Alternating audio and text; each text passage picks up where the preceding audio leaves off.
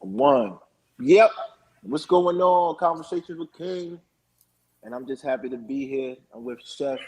I feel like it's about to get real fun tonight. Shout out to my boy, Darrell, the third horseman. Once again, I'm looking for a fourth horseman. You never know. The fourth horseman could be a woman. I care. I can care less about who it is. I just need them to bring the pain. But I'm starting to see something here, and I'm not liking it. We used to get 50 likes to start the show. Now it's like 30. What's going on? Maybe I get it. I get it. I know what's going on. Everybody got things to do. They're a little stressed out. They don't know what's going on. But it's going to be a lot of restructuring. There's going to be a lot of things happening. And we still hitting the numbers, though. Despite not hitting the numbers like we used to because we're a new show, but we still hitting the numbers. And the most important thing, we're helping other channels grow. And that's the best thing in the world, to have everybody around me grow and be prosperous. New personalities, new channels, new shows, new networks. So that's very important. I'm just happy to be here with everybody. Shout out to all the moderators. Shout out to all the members of King's Court. Shout out to everybody. I truly appreciate you. With that being said, we need to realize that we are here, and we are definitely going to make things happen. I want everybody to understand that this is Friday. Friday, we have these real conversations. And when these conversations happen, whoo, oh boy, today is how relatives and friends can make or break a relationship. We all go through that, and we all going to talk about it today. And you notice my show's been shorter because I want to get to the meat of the issue and also make room for y'all to have these other conversations with Chef because Chef's show needs to grow. We have to put more, the same effort I put for me, I need to put on Chef's show so he can be monetized before 2022. So we can do that. Y'all did it for me. I know y'all can do it for him. Darrell's about to be monetized soon. On the Block of James gonna be monetized soon. And with that being said, we all need to focus. Um, Please salute to One Community. What's going on, man? One of the best shows on YouTube. Shout out to One Community. You're more than welcome to come today too and discuss. Bring your peoples with you as well. And I appreciate you. Share with everybody, like we share your show. And it's all spread love is the Brooklyn way. You know how we give it up. Shout out to Loverboy Lansky for always minding and doing a good job. I appreciate you. Um, shout out to Geo789. You are funny as hell, and I love you. Shout out to Tristan Draper. Respect, I'm rocking with you. Shout out to 123 Kid XL. I'm rocking with you.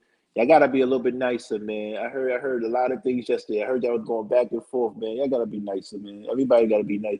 I heard this wild in Chef show, but I can't stay up that late, man. I don't know. I just go to sleep. I'm 41. I don't got it in me, man. I gotta get my little sleep on. And shout out to everybody that came through. Um, what else can I say? Who else am I missing? Who am I? The Neat. Oh, the Neat. You'll probably want you and Loverboy Lensky are killing the moderator game. I appreciate y'all. Let's make things happen. Let's get this on a roll. I think that, to be honest with you though, I want everybody to go and support them and what they do. We all could support each other. Do you know if we had 1,000 followers, every one of us could be monetized if we all supported each other? You see how easy that is? See how easy the math is really simple. I'm about that type of life, man. I'm about helping everybody out, man. I don't want no problems with anybody. We got bigger fish to fry. For example, I don't want to talk them up. And also, too, I saw what I don't want oh, man. I hate bringing people up, man. But I don't want to put no light into the whole situation. He's probably watching right now. I saw what he did on ethical leadership, and I want to say one thing. You're doing a great job, E Black.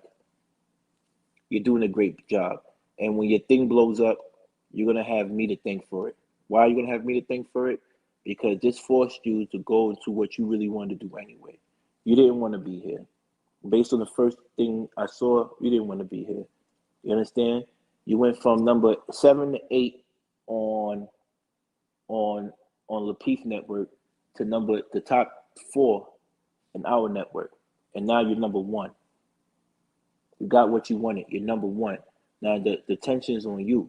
And I know you can do it. You can produce great work, do your thing. but stop questioning people's leadership because you're not a follower anymore. You're not a subscriber anymore. You're not on a page anymore. So you don't have to talk about leadership. What you need to focus on is your leadership. Focus on what you're doing. Focus on how you're going to make your page grow. That's what you need to focus on because that's what's going to get you on top. And you have everything it takes to get to the top. You don't need to bother me no more. It wasn't really no beef between me and you. It wasn't. If it was, I understand why you keep on questioning someone's whatever. But it was no issue. I have respect for you. Maybe you didn't feel it because I didn't want to fight your thing because I didn't feel like, at the end of the day, you're gonna face more than that. Now we know your triggers. So now you gotta kick everybody off that talks about people in your life. I'm not into that because I know this is YouTube. Nobody's gonna do anything. So once again, at the end of the day, please focus on yourself. You're doing a great job. Shout out to On the Block with Jen. I appreciate you. I'm doing this from my phone, so I can't see everything that people send me, but and that's it. Gina, yeah, he is. Good for him. You're right. But I want him to win. I want him to win because I don't want people not to win. I don't want people not to win because when they not to win, they're gonna blame me for the reason why they're not doing good. I got a whole bunch of men on YouTube that's blaming me because they're not doing good, but they're not looking at my analytics and they're not looking at the times I put in work. But shout out to everybody. Shout out to Cheryl, the Princess of the Garden. We appreciate you. Continue to show love. Always show love to us. And please, let's get it rocking. Let's get it rocking. Do me a favor, Chef. Tell me what's going on. How was your day before we start the show? And we getting straight to it. I don't even want to waste time no more. I'm not wasting time. And when I get to that, when I feel like we back to normal, then I start playing music and doing all this fun stuff you like. But let's get back to normal. Share this page and let's have these real conversations. For real. Chef, talk about it. Man, yeah, man. What up? It's your boy Chef Shapino. Welcome to Friday Night Lights Conversation with Kings. It's been a wild day, been a wild week. Some crazy late night discussions, and I figured something out in terms of watching everything that was going on, watching the analytics, watching the watch time, the engagement. I figured something out. 4 words. We own the night. We own the night. You talking about 3:23 in the morning? You own the night. You own the night. I ain't gonna lie to you. I'm not gonna lie to you, son. 46 people watching at 3:23 in the morning Eastern Standard Time. That's really 100 people watching. Ended the show. Left a little music playing so people can kind of ease their way out of the club. Wait, hold on, Chef. How many views did you get in the last show? Like 200 and change? Yeah, about the show. That means 200. That's what I'm trying to tell you. That means 200 and change was watching. When your show ends and you have 200, that means it looks like 46, but it's in and out. 200 and change watching your show, dude. Yeah, man. So, literally, I should be by the morning because, it takes about 24 hours. I should be over 3,000 watch hours in the morning. Mm-hmm. So the next thing that we need at this point is subscriptions. I need some subscriptions. Mm-hmm. Get up to 1,000. Mm-hmm. At this point, I can decide on if I'm going to be corporate chef or your chef, mm-hmm. full time. Mm-hmm. Let's see what's up. Right. But in the meantime, I eat. I got bills. Right. I live a healthy lifestyle. You know what I'm saying? And right now I'm not monetized. So at some point, my YouTube access and scheduling is going to be limited, because I got to get to that bag. So right. In the meantime, let's get this stuff happening so I could become your chef and not their chef. Right. Just saying. Is my screen clear or is it foggy? Nah, you look straight, man. All right. Listen, let me check this out. I want everybody to understand one thing. We are doing our thing right now. But it's very important that we help get everybody monetized in the channel. Because what happens is we become stronger. And we become stronger and we get to spread our movement. Because the true pill community garden needs to be spread out more. We need to make room for more flowers and more rocks.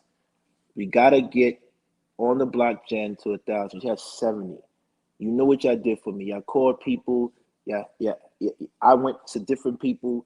Let's get 70. Even if I have to call 70 of my friends, call 70 of your friends.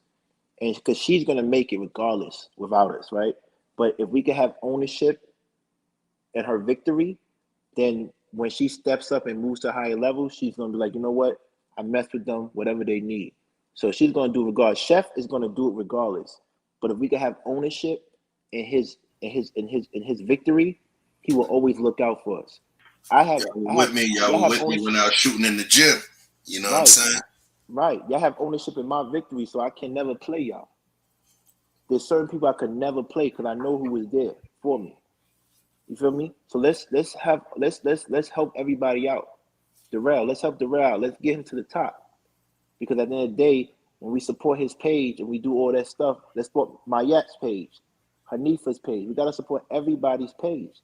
Because what happens is when you support their page, we have equity in the success.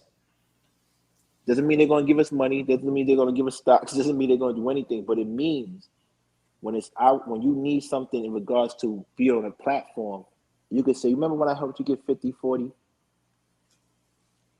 Can I get this platform to promote my product?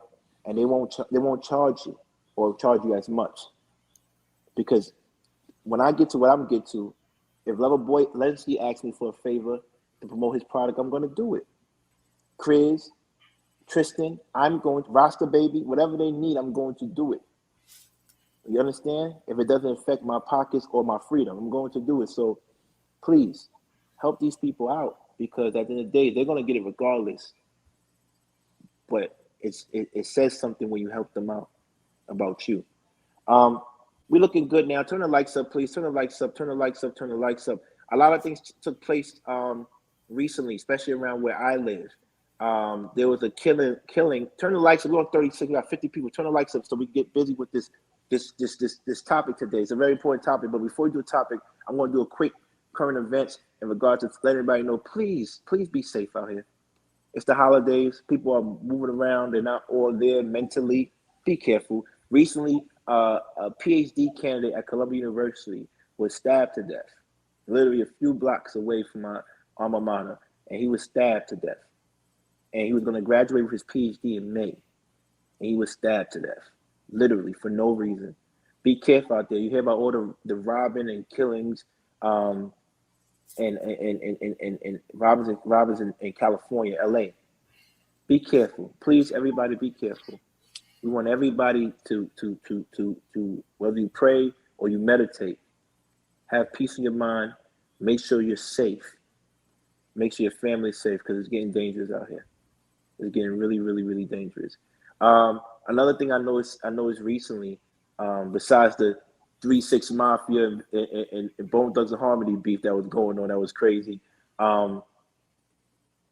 Black people, let's not spoil what we have. You see me going to war with a lot of people on YouTube, but I don't want none of them. I would never wish harm on any of them. Literally, never. It's jokey jokes, however they want to take it, they take it. But for me, I don't want any problems with them, because I don't feel anybody here is a threat to me in real life. In real life, no one's gonna go the distance like me. So I just laugh. And please don't take it seriously. Please. Let's turn the likes up. We got 36. I need the likes up. Please turn the likes up.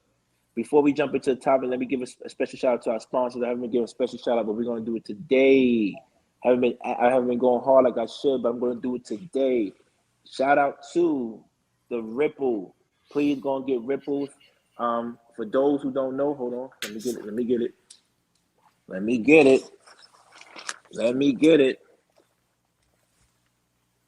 Hold on. I always got an extra one. Boost. This is the lychee flavor. Remember, 0 nicotine. Remember that, 0 nicotine. Please go to Ripple, the Ripple waive.co.com.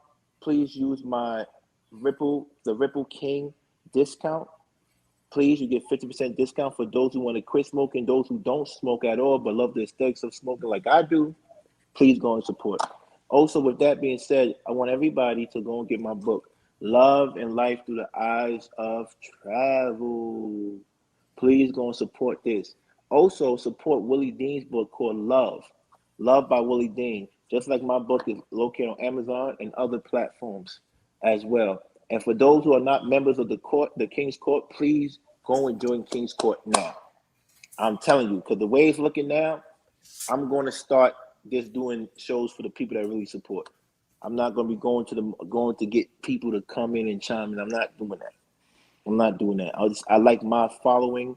I'm just going to focus on cultivating them and giving the best entertainment and drama as possible, and spice as possible. Also, do me a favor. Those who love what I talk about and what I do, go to the merchandise. Get Conversation with Kings merchandise. My merchandise is coming in soon, so I get to be a fashion model for my merchandise really, really soon. And when that comes in, I want you to go and get the same merchandise that I have. I'm surprised everybody's not having these shirts at all. Chef, you have yours? I didn't get mine yet. No, that's yours. I'm not talking about that. I'm talking about your merchandise. You want me to talk about my merchandise? Yeah. Okay. Yes, thank you, sir. So, give me one moment. Here we go. Chef getting his tech game situated quick. Talking about myself in third person. Turn the lights up, please, while you do that. Those who waiting, turn the lights up. We have 40. Turn the lights up. Yeah, see it? We got them hoodies. Right. We got the long sleeve. We got the premium unisex tees. Good quality. I didn't go for the low budget ones. V-necks unisex tees. I'm gonna give you a quick little run through. Got that color game for you. All right. Just in case. Come on, internet. Let's do it. There we go. Look at that. That's the true pill. And if you notice at the top, that's the garden, and the garden growing forth from the truth that we deliver within that true pill. Right? We got the sport gray. This one right here is actually becoming the favorite. You know, there's a couple of kicks that you can blend with that one right there, especially a few of the easy designs. And this is a sexy kind of pink too. Not too feminine, not too masculine, you know, more pastel. And we got the white for you too. Flavors, baby. Flavors for you. Get that true pill, community content. And you see it there, and you'll be seeing it in the chat as well. Please. Right. So we like that. That's what I'm talking about. That's what it's all about, baby. What else? So you got that one off. Also, I think I could do mine too, right? Let me see. Let me see if I could do mine as well. This is how you do it. You go like this. You share screen, right? Let me see.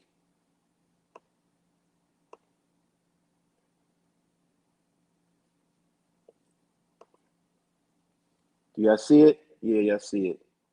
So here it goes. That's mine. So please go and get the King's hoodie, all flavors. This is my favorite right here. You know, this is my favorite right here. I tapped on it. No, tap on the sweatshirt itself. Tap on this. There you go. Yeah. Okay. There you go. Here we go. I'm trying to figure out. See, I know I'm still learning this, but as you can see, please go and support.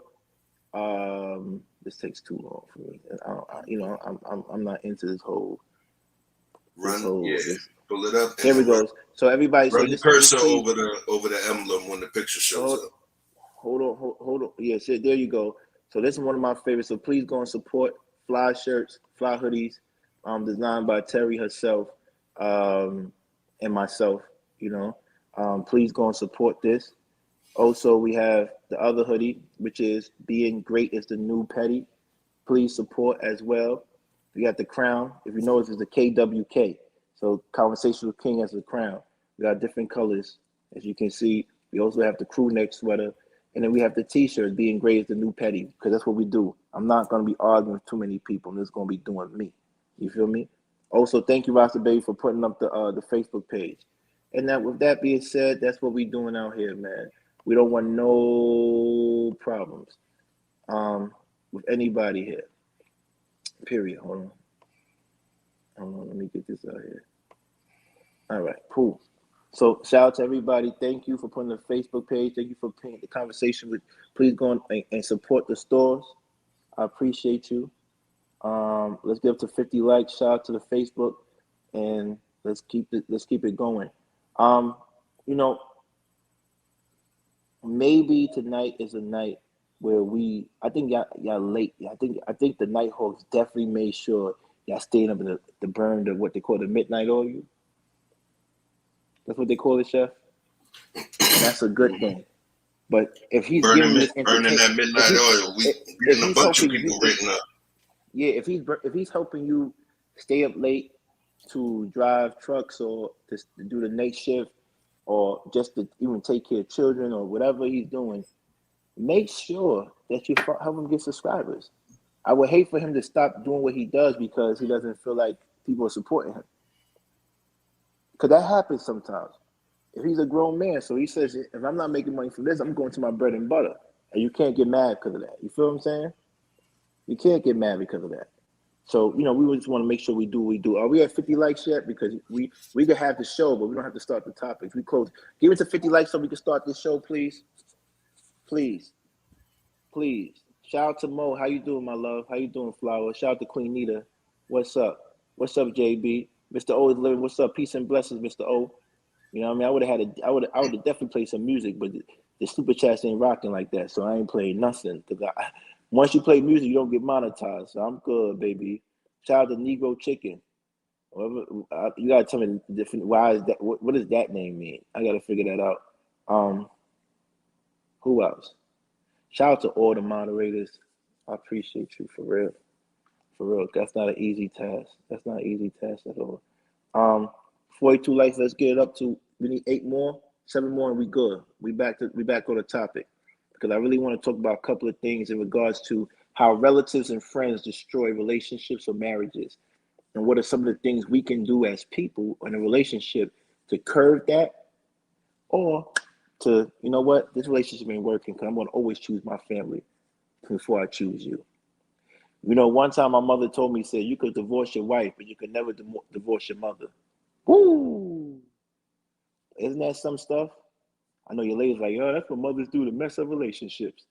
But that's the fact, though. You could tell your fellas could tell your daughters that you could divorce your husband, but you could never, ever divorce your father. So always remember that. Always remember that. Shout out to everybody. Get up to 44. We need 6 more, so we can start having these conversations. Shout out to Mrs. Dean. Shout out to Mrs. Dean, the Queen. That rhymes. Bars. Shout out to Mrs. Dean, the Queen of Willie Dean, who's definitely my brother who always keeps me on point. You understand that Willie Dean is one of the pastors of this church, and understand that Mrs. Dean is one of the first ladies of the church. We still trying to find the first lady for Pastor King, but God is good and He will provide. Nah, man, I'm good, man. I'm telling you, yo, I did the craziest thing at the Giveon concert. So I had the way Urban Plaza, they renovated Urban Plaza now. So I didn't want to be with the Savages or down there tight. So I paid for more expensive tickets so I could be on the balcony. They had you thinking you were seats in the balcony, but it's not. But they got a new bar and everything up there, right? And I got up to the balcony, and it was a little opening so I could watch and see Giveon perform. This is the first time I didn't want to be like Will and Chef. This little girl walks up to me, I think a little white or Spanish girl. She says, "Would you mind if you stand behind me so I could see Giveon perform?" Mind you, I paid so much money for these tickets, and she was watching me the whole time. She was trying to figure out who was the sucker dude to let her watch the show while he stayed in the back. So guess what I did, Chef?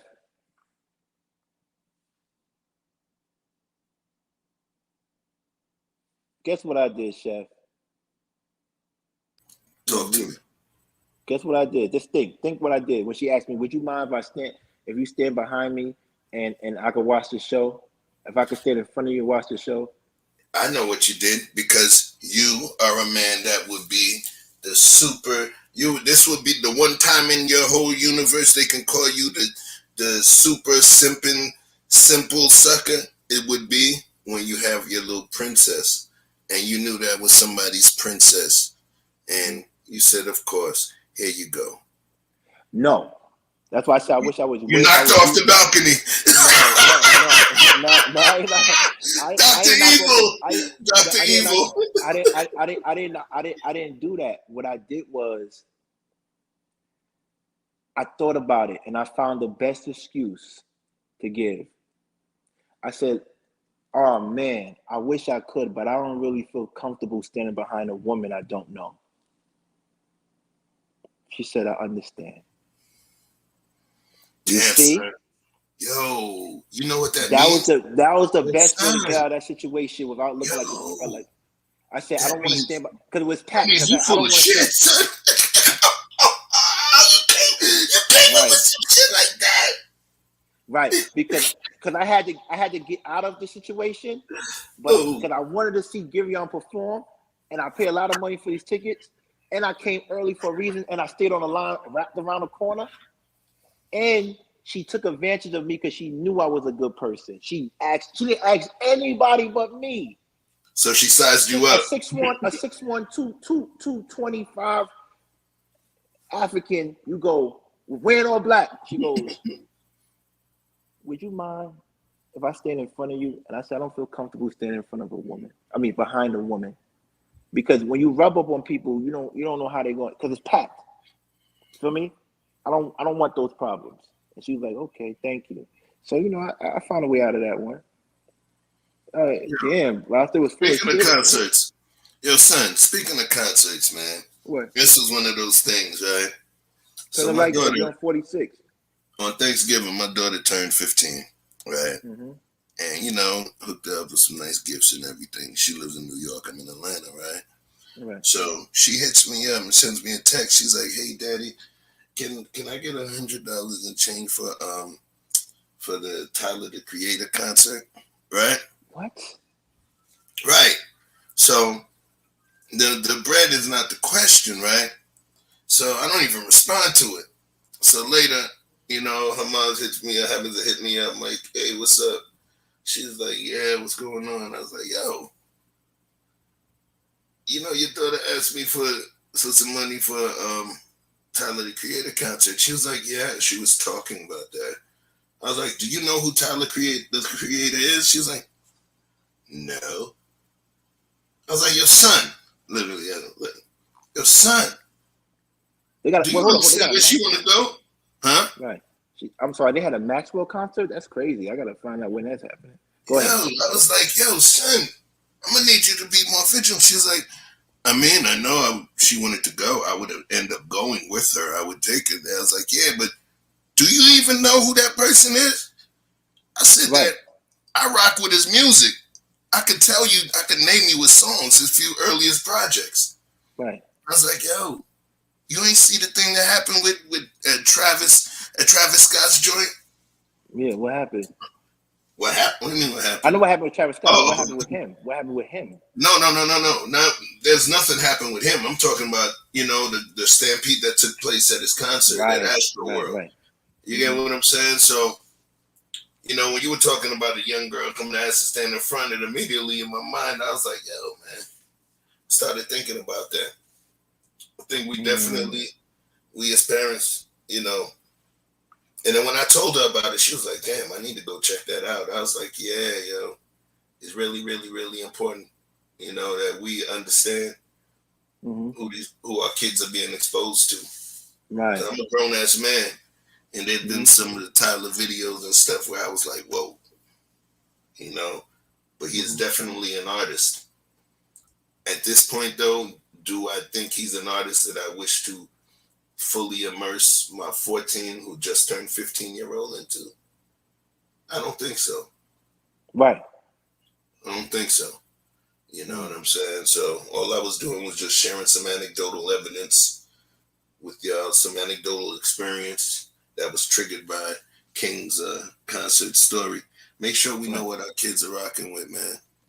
That's You a know, fact. guys like King and I, when we were that age, we were fully immersed into PORN. You know, think Right. about it. You know, so let's be really vigilant in terms of what we're doing as parents. That's all I got. Okay. Oh yeah, March 30th. That's the March 30th. Okay, so I gotta go to the Maxwell thing. I'm gonna buy tickets. I'm going to buy tickets immediately. I need that. As soon as I get up for them, I'm gonna buy some Maxwell tickets. And I like to buy tickets by myself. I thought I was gonna meet someone there, and I didn't because everybody there was like in their early 20s. I'm like, I'm out of my league. There was a few girls there, but I couldn't really take them seriously. Um, you know, especially because I was screaming, I was singing his song so loud. It's like, I don't think any girl's gonna freaking talk to me after that. But let's get to the topic. We got 46. Everybody's moving sluggish today, but it's okay. It's okay because we great anyway. We are great anyway, and everything's gonna work out. Don't worry about it. We got you. We got you. We got you. So let's talk about how relatives and friends can have the ability to make or break a relationship. They have the ability to make or break a relationship. Oh yeah, please shout out to all the content creators that support us and that's held us down. Shout out to the Mr. Palmer. Shout out to the Harrison family vlogs. Shout out to uh, heavily uh, heavily flawed individuals. Super sly. Have shout out to my boy Alu. Great interview today. It's gonna be posted up in probably 2 weeks. You know, it's gonna be dope. That's a real Garvey night, and I respect you for what you did. You gotta do something with him, Chef. You gotta do something with him, that brother. Do something with him, please. I can't hear you. I can't hear you. Hello. We already in communication. I was actually invited to join one of the earlier podcasts that he did. So He had different shows. He had different yeah, shows. Which show? So tell me it about the show. was Tell me about this show real quick. what it was the show that I was supposed to join was actually a discussion. It was based on some of the stuff that Sherelle and I was talking on one of the earlier conversations with King podcast, and it was talking about African mysticism, and he kind of wanted me to weigh in on some of the information, historical info that I had on Haitian voodoo and some of its impact on the Black diaspora as well. You know, I did not make it, but you know, dude is pretty dope. He's pretty dope. He has some really good in-depth discussions, and you should check him out. Omawali Africa. All right, definitely. Um, I gotta go and see that Maxwell concert. You got me hyped. You got me hyped, lover boy. Let's get Rasta Baby because I remember I never forget. I took one of the prettiest Dominican Colombian women to uh, Saint Martin, and then we took a yacht uh, to Saint Bart's. And I remember on a yacht coming back, I played the whole Urban Sweet theme song, Sweet album, and it was just me, her, and the Atlantic Ocean. And I never forget that. She was talking about another rapper though. I'm not gonna mention that. I was like, man, I want to throw you across the but because she was just leaving a relationship with this rapper. I'm not gonna say his name. FAB. But anyway, at the end of the day, things happen. And it was cool. It was cool. It was a cool experience. I got to have fun. And it was and believe it or not, I didn't even sleep with her on the trip. It was really cool. We didn't even sleep together or nothing. It was a beautiful trip on my birthday. And I just wanted to be around her. So it was cool. It was cool. Anyway, enough of that simp stuff. Enough of that simp stuff. Y'all don't want to hear those stories. I got stories. And also, thanks to Alu, I have a new segment of Conversation with Kings coming on. He encouraged me to start doing a show with just me helping men or the young brothers to be able to go out on dates and be engaged in intimacy with women without disrespecting them. So I might have some stuff dropping real soon in regards to how I conduct myself on dates and how I treat women. And it's not about marriage. It's more so just when you're dating. It's a level of respect and it's a form of engagement that you have to be able to play if you want to pour into your woman. And I think I'll be I doing do that the very other well. version. And I'll actually be doing like the other version, the dark side version, where I'll be teaching you how to beat women without leaving marks. Yeah. No, I'm I'm not down joking. with that. I don't want no problems. I don't. I'm not condoning that. I'm not picking that up, man. It's jokes But in other listen, words. yeah, I'm not bringing that up. I don't want no problems. This is mine. I don't want no problems, man. They shut down everything. And you know, a lot of people be sticklers for a lot of things. You know, we know he's joking, but there's a lot of people out here that be taking things to the left, and I get it. Sometimes people are sensitive about certain things. I get it. Shout out to Mr. Best in the World. Shout out to the family. Shout out to King and Chef. Knowledge and relationships. They're in the building. Respect to them. Respect to them. There's no issues over here with us, and we respect them. Please turn the likes up. Where we at right now? We at 49. So let's begin and talk about how relatives and friends, please I'm posting up those who want to join the conversation. You're more than welcome. How relatives and friends can make or break a relationship. And we all know we have those friends, we have those relatives that we can't stand. However, we deal with them because we want to keep the relationship going. And me, I'm not gonna lie to you. I try to stay away from family as much as possible. I believe me, the less they see me, the less I worry about them.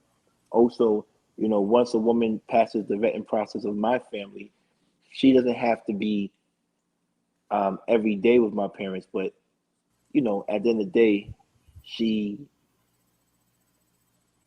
it's just weird to me. I feel like as a man, I don't really have to be too tight with a lady's family, but I feel like I would like for her to be tight with my family, but she doesn't have to be. But I think she should be involved in a way where you know her and my mother are cool.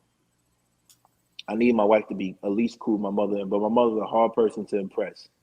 I tell you that she's a very hard person to impress. But we're going to talk about a few things today, like um, you know how friends and family influence your relationship with your spouse. Number one thing, Chef, and those who want to jump in, please jump in.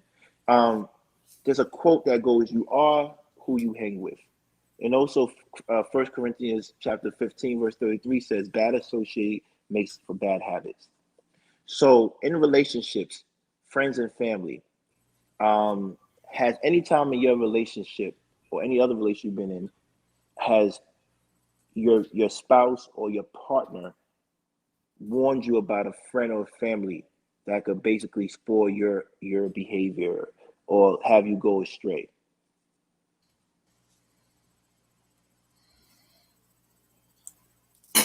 Yeah, I've had folks that told me you shouldn't hang with these particular people.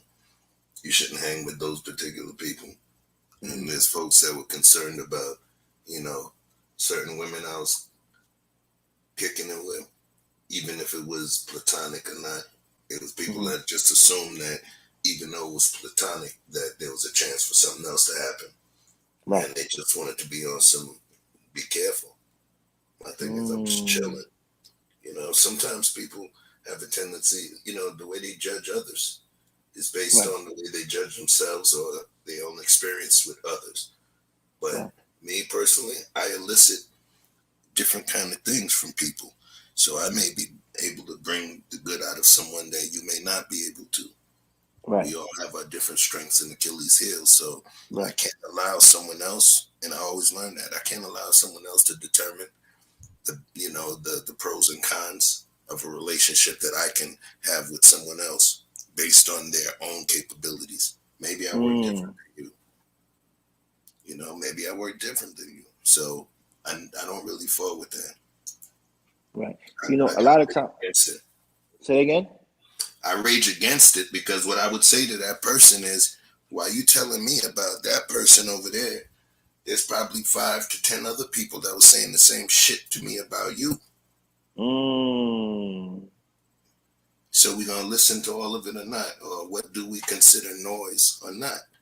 The right. thing, but I moved past that and I was able to figure out a way to rock with you outside, in spite of what somebody else might have said. You Right. know, It's funny because we tend to. I believe our partners and our spouses tend to be protective of us, and sometimes it becomes overprotective. And what happens is they see things that we don't see. but they don't give grace to letting those relationships evolve. But sometimes they see things we cannot see, right? But my biggest issue is, why do they wait? If you see those things, don't wait for the things to happen and say, I hate when people go like this. Remember, I told you, watch what happens. You will see. No, tell me now. Tell me what you see now. Let me know, because if you do that, you're just trying to play games with me mentally and have put doubt into my friends or my family members. Let me know what my friends or family members are exactly doing that I need to stay away from. Let me know how does what they do impact our relationship. And I push also, back. yeah, go ahead. I push back. One of the biggest risks and one of the things that people, one of the reasons that people do not tend to share what they believe about their loved one's mate is FOA, fear of alienation. Because if this loved one or a family member or a person within my love periphery does not absorb the information I provide them in the correct fashion, what I've done is thus alienated myself from that person's purview. So now, when that person who I believe is hustling them is actually going to execute the hustle I thought was going to take place, I'm no longer going to be there to be able to protect my loved one, because I went with the information so early that I've thus alienated myself and eliminated my benefit. So what I'm saying is that there's times you could say it, but there's certain risks. There's certain risks that you take in those situations. Right. Well, I get that, but you know, I if your feelings are so strong about a friend or a family member and your relationship is solid, you shouldn't be worrying about alienation, in my opinion. But I get why that's a concern, but you shouldn't be worrying about that. I do believe, though, and I'll be honest with you, I truly believe that those it's a thin line between trying to protect your lover and trying to control your lover with choosing who they associate with, friends or family. And then also, this is why it's very careful. Like, you can't tell someone who to chill with after the fact. This is a decision where you need to make before you get into a committed relationship or marriage. You need to say, you know what? I don't really want to have to constantly remind my husband not to chill with that guy, or I don't really want to have to constantly remind my wife not to chill with that crew. So that's why I always say love is for individuals, but marriage and seriously committed relationship is for the meshing of two family units or two groups of people. We have to be mindful. Once you get connected to somebody on that level, marriage, then you're taking everything they come with. Everything. Everything they come with. You know? So they say, show me your friends, I'll show you who you are. So if you see who he is and his friends doesn't represent that, what does that say? What does that say? All right, the second thing is number two, your parents are just too intrusive. We all know, whoever saw that show, Everybody Loves Raymond. Are you familiar with that show? Your parents are just too intrusive at times. Um, they come up uninvited. Who has parents that show up uninvited? They spend too much time with you. They need too much time. Like, friends are just too intrusive. You ever had a friend who's always there? You know, you and your relationship. Remember what Chef said? His lady, like, is that my second? Is that my sister? What she said? Oh yeah. My sister wife. Oh yeah. Me and you was on the phone so long one day. She came down and says, "Yeah, oh, you on the phone with my sister wife?" I was like, "Shut the hell up, yo." So this is what I'm trying to tell you. Like, we have to be very careful. A majority of relationships have been broken up because of the influence of family and friends. And so this is a real serious topic, and I hope everybody starts chiming in and sharing it, because it's something we need to talk about, and it's not going to be something that we go crazy with, right? It's not going to be something that we go crazy with. And it's funny to me because when we see that the other two horsemen are not here and they're not arguing, it's really calm. But y'all didn't like that. But y'all came in the room for that. I noticed that. Um, But now we're gonna get to now we here and we got the people that really want to learn and really want to have these conversations that lead to a solution.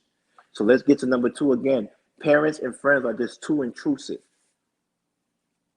I have a young lady I'm talking to, and every time I want to go out with her, she's chilling with her friends. And I had to tell her, like, are your friends gonna marry you? Are your friends gonna take you out? Are they gonna hold you down when you need some? Let me know, because then you should be with them. Because if I want to spend time with you, why do you need to spend constant moments with your friends instead of me? I know you're supposed to have a healthy balance between friends and your lover, but what's going on? So did I handle it wrong, Chef? Did I handle that wrong in regards to that?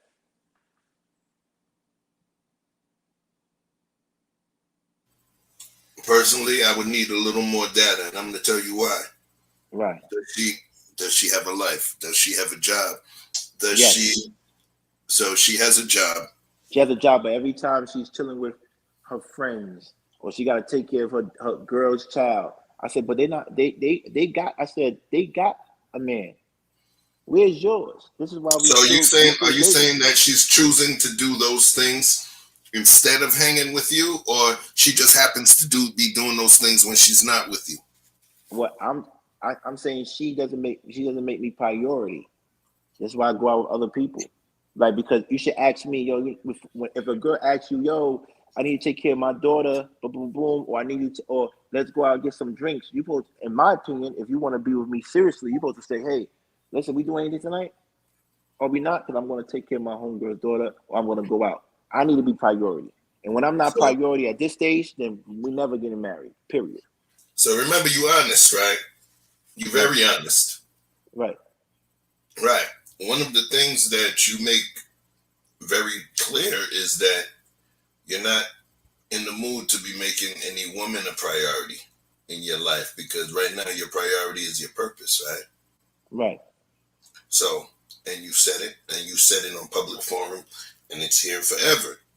Mm-hmm. So then at some point, if she understands that she's not a priority, right, then would it be wise for her not to put you as a priority above everything else, because you honestly stated that you're not prepared to make her a priority?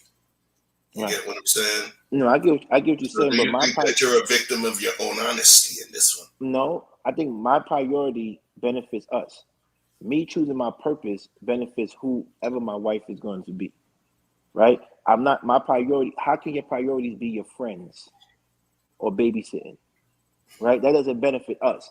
But if a man says, I'm focused on my purpose, whether it's building a church, a community center, or going to medical school, or starting a YouTube channel, then you got to be like, you know what? If he's successful, it benefits me.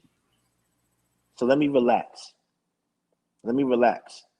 So that's why I said my purpose should still make me number one priority.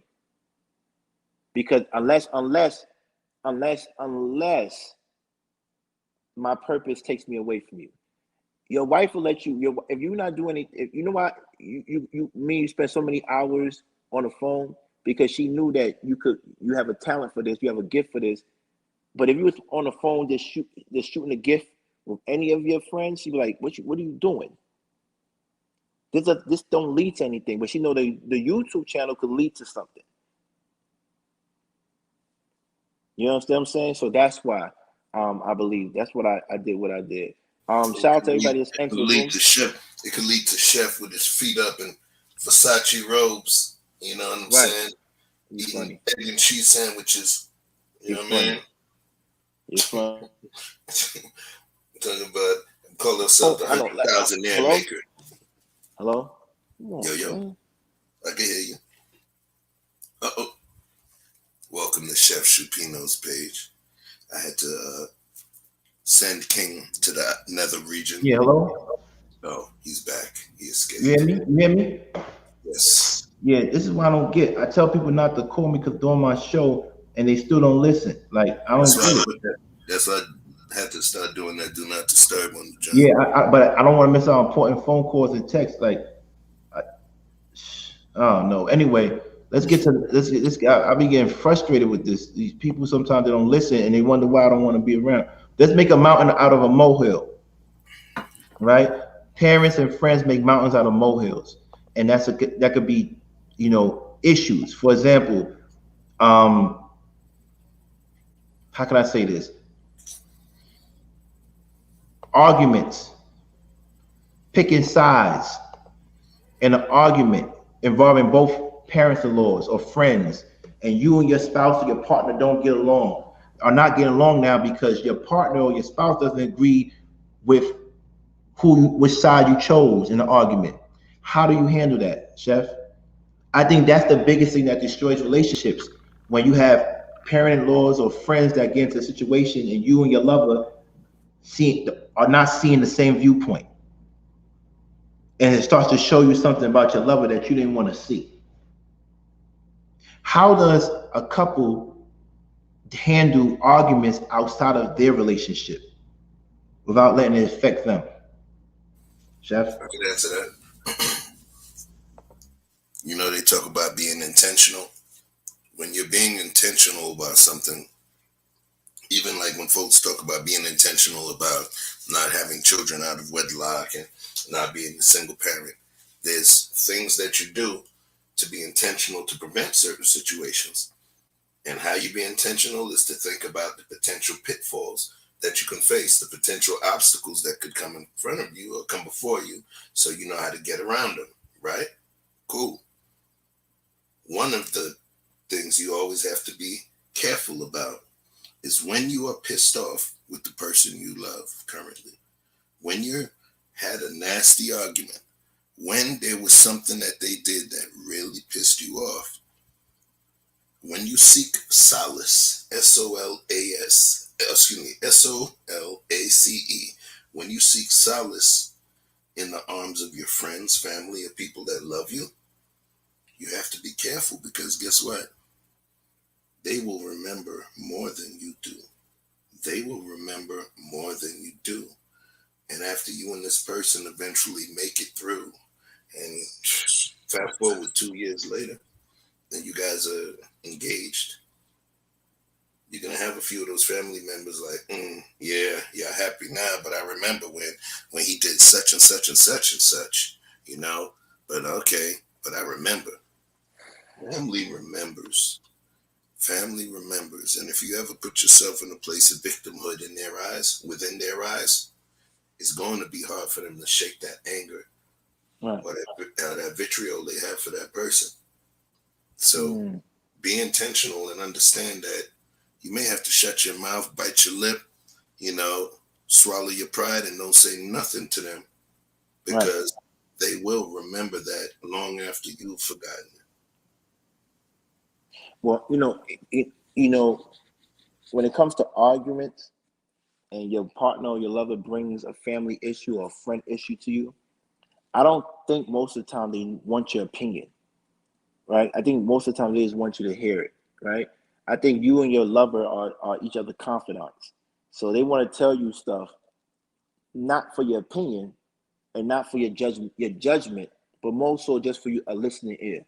So I don't think people should, get involved in regards to arguments involving family and friends. And I don't think lovers should bring those issues to them. And this is why I'm very mindful of who I'm gonna marry, because I don't want to have to adopt extra struggles. My life is a struggle alone, but I don't want to adopt extra struggles. I don't want to be like, you know what? Damn, your sister got arrested again. We got to bail her out. But you knew that before, what kind of sister she had. And now when you're getting married to her, now you feel like, oh, now we got to still bail her out. Or, oh, your brother, what's going on with your brother? He needs money again. You got to be careful. We don't want to adopt these issues. And I know that every family is not perfect, but we got to be very mindful of what issues we adopt. So that's just me personally. What do you think, Chef, about adopting struggles from your spouse or your partner? Yeah, it's going to be important. I mean, you have to vet the struggles. The same thing, some people may not like it, but when you decide that you're going to be with somebody, the way that they handle their finances can have a major impact on your decision as well. So you definitely want to vet the potential struggles you're gonna have. Because and when I say it like that, vet that emotional struggles as well as financial, because you will be taking on that person's emotional debt. You will be taking responsibility for that person's emotional debt. Right. If you constantly have to pour into that person's cup because their cup is empty at some point, your personal cup will be empty because you're pouring into that person. So, you got to be conscious of what you pull onto your shoulders. There's going to be certain conflicts that you may have to stay out of and just be supportive. There's things you just need to be supportive about and just understand to let the person know, I'm here for you, I love you, I got you, and don't provide unsolicited support. Right. You have to be careful. It's a tightrope of love that you're walking. You want them to be safe, but you don't want to alienate yourself from them, because then you won't be able to keep them safe. The guy is going to screw up. He's going to screw up, and you want to tell them he's going to screw up, but they don't see it yet. So now you push that person, going to push you away because they don't see it. And now when the guy does what he's going to do, you're not going to be able to be there to help and pick up the pieces. This is one pick up the pieces. Pick up the pieces. This is one of those emotional obstacle courses that we go through in life, man. And unfortunately, ain't no magic pill for it, ain't no true pill for it. It happens.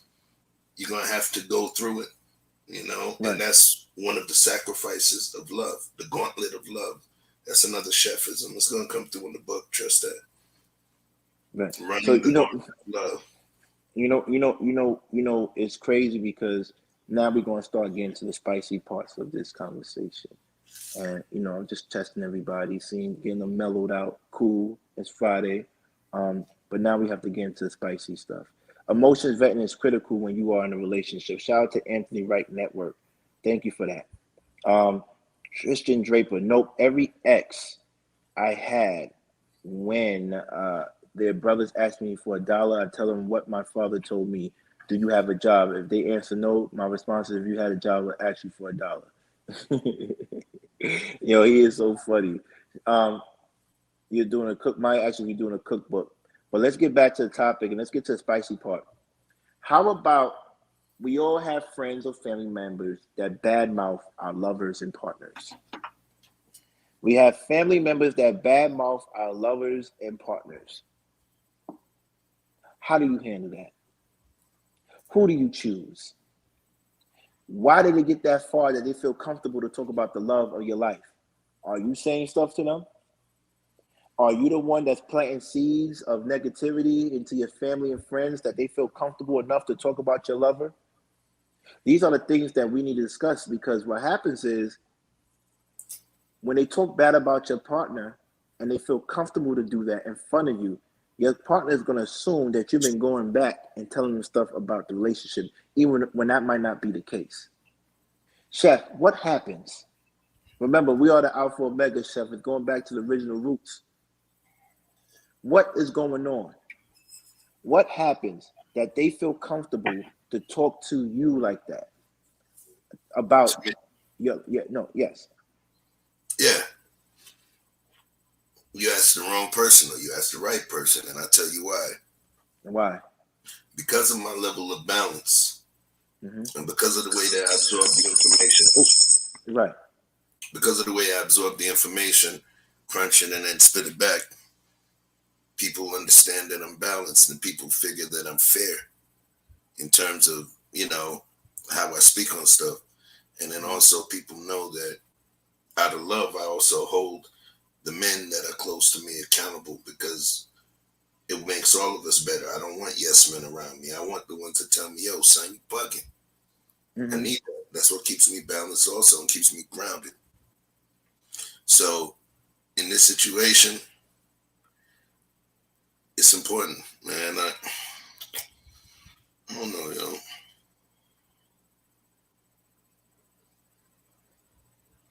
I don't know. We got responsibilities when we have people around us. We are responsible for them. They're responsible for us. Right. But I started thinking about it a different way, so I want to answer the question specifically. Re-ask that question for me. So the question deals with how do we allow people to badmouth our lovers? That's where What we is are. that? What does that show about us or them? Nothing. It's balance, and that's what I'm saying. It's balance. The way that I am, even in explaining the way that I am with my folks. Perfect example. Perfect example, bro.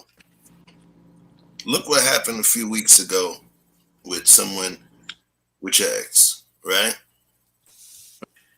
She had been communicating, trying to get in contact with me, sending messages, trying to get up to speak on this. I'm not the only person. People that is close to me, somebody that might have had an issue with them, has hollered at me. Why? Because they know I'm not messy. And at least they know the message will get across. And at least they know that I'm going to be balanced enough to speak to the other person and kind of let them know that there's a chance for reconciliation or peace. Or watch this, don't gotta be peace. Everyone turn the lights up, you gotta get to 100. Turn the lights up. Not just peace, but everyone walking away unscathed or alive. All right? I'm a safety net. I'm a communicator. I'm a bridge. So because of the fact that I'm a bridge, it works a little different. You know, and of course there's gonna be people be like, well, why does this person feel comfortable coming to tell you about me? Because they understand that I can actually take it and it wouldn't be volleyed as an assault. It might be actually something helpful. You know? But is it fair? Because he's like, I didn't give them permission to tell you my business. Watch this. Is it fair? No, but it's better because they could have took that business, and hit the daily news with the shit, or hit your enemies with the shit. But they hit your confidant with the shit. Right. Right. You get what I'm saying? So it could have. Is it right? Is it fair? No, but it was a better option than the other one. Right. I totally agree with that one. Totally agree. Question: how early is too early to address issues in regards to one's extended family, the husband's or the wife's extended family? When do you address the issue? Do you address the issue immediately? Do you address the issue after you have a conversation with your partner or your lover? Or do you address it, you wait for the time, another time where everything is settled down? How do you address the issue? Or do you do what I do? You just let it handle itself. Because if you say what you want to say, it might make it worse. Yeah, homeostasis. I ride with homeostasis on this one. The natural equilibrium. Let the ecosystem cause that equilibrium, because for one, it would be unfair to even bring that stuff up if you don't see her as some sort of permanent fixture or option within your life. You know, if you ain't even ready to go to that point, you just shut up and take it and enjoy her time. You know, don't right. You know, don't have her restructure, you know, the life she's known, and you just, you know, giving her the 90-day plan. You know, so you got bless. You got to make sure that you plan to have her in pocket before you have her changing up what her pocket looks like. You know, there's times where you don't even say it. You put her, yeah. No, I agree with that. I let things rock out, right? Because I don't ever want to choose sides or offend someone. Remind you, this is your lover, but that lover been with their family for years, so you don't know the nuances, you don't know the context, you really won't know, and because you're dealing with family, they're interchangeable, right?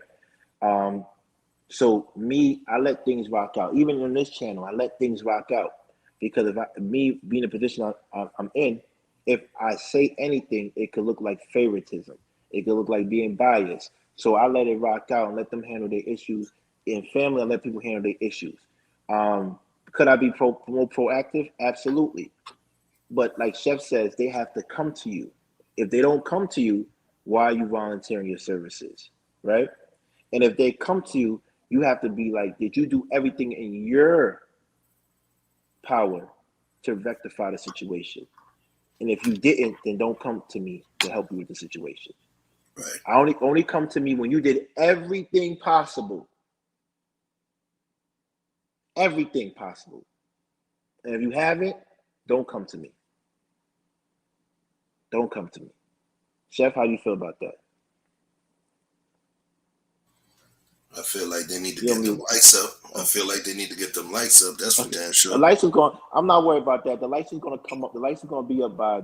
Everybody's going to come in the room by 9 o'clock and stuff. If the lights is going to be on 61, we're doing good. I'm just happy that we have a good conversation because what's going to happen is this show is for replays. This is a real good show, and I want everybody to really focus on how we trying to reach everybody with jewels and gems. And we're going down. We're going through all like the whole gambit of issues you might have with your extended family. I didn't say blended. I said extended family and friends. So another thing we want to talk about also. But remember, I got to answer your question too. I got to answer your question. What you stated about don't call me until you did what you needed to do. And that's very important for the flowers in my family. It's extremely important because I move in certain ways. I move with balance. But when it comes to certain members of my family, you know, I can compartmentalize certain things. But when it's protection time, I'm a different animal. So it's very important. It's very important that the flowers within my family, you know, that they understand that you have to make sure that you're beyond reproach within your approach to what you do within that relationship. You get what I'm saying? And you need to do what you need to do to make it work before you call me and I have to put in work. You understand what I'm saying? Right. So for me, I'm break in case of emergency, you know, behind the glass. I'm break in case of emergency. Put in your work and do what you have to do and make sure that you're beyond reproach, you know? Right. Before you approach me. So let me ask you a question.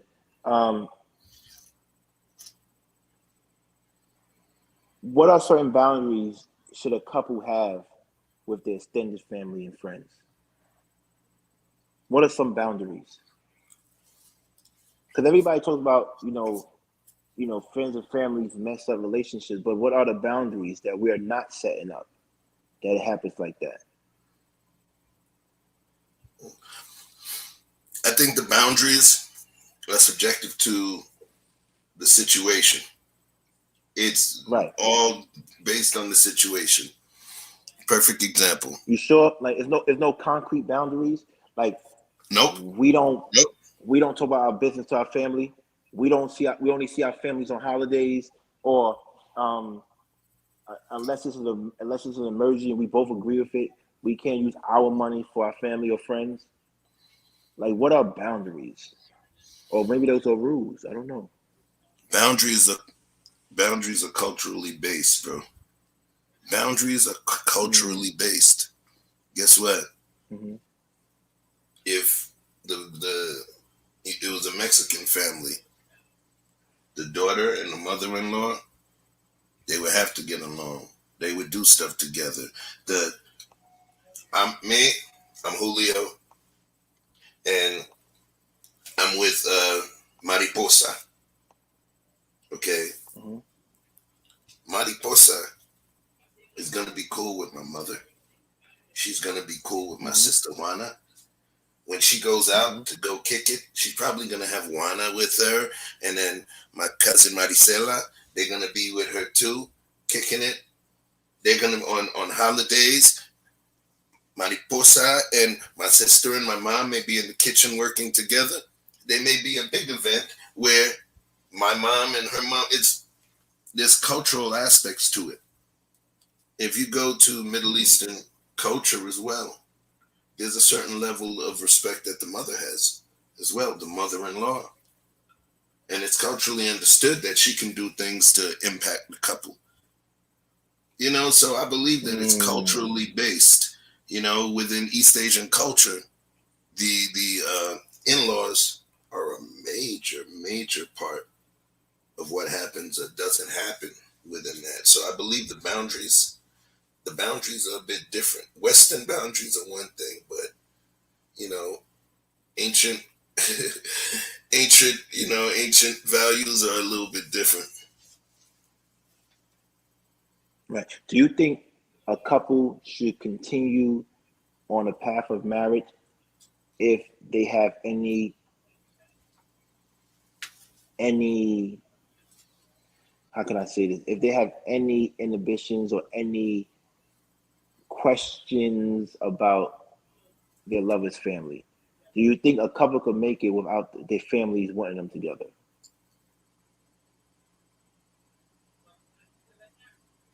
Yes. I can't hear you. Okay. Yes, but it would be difficult. It would be difficult. Right.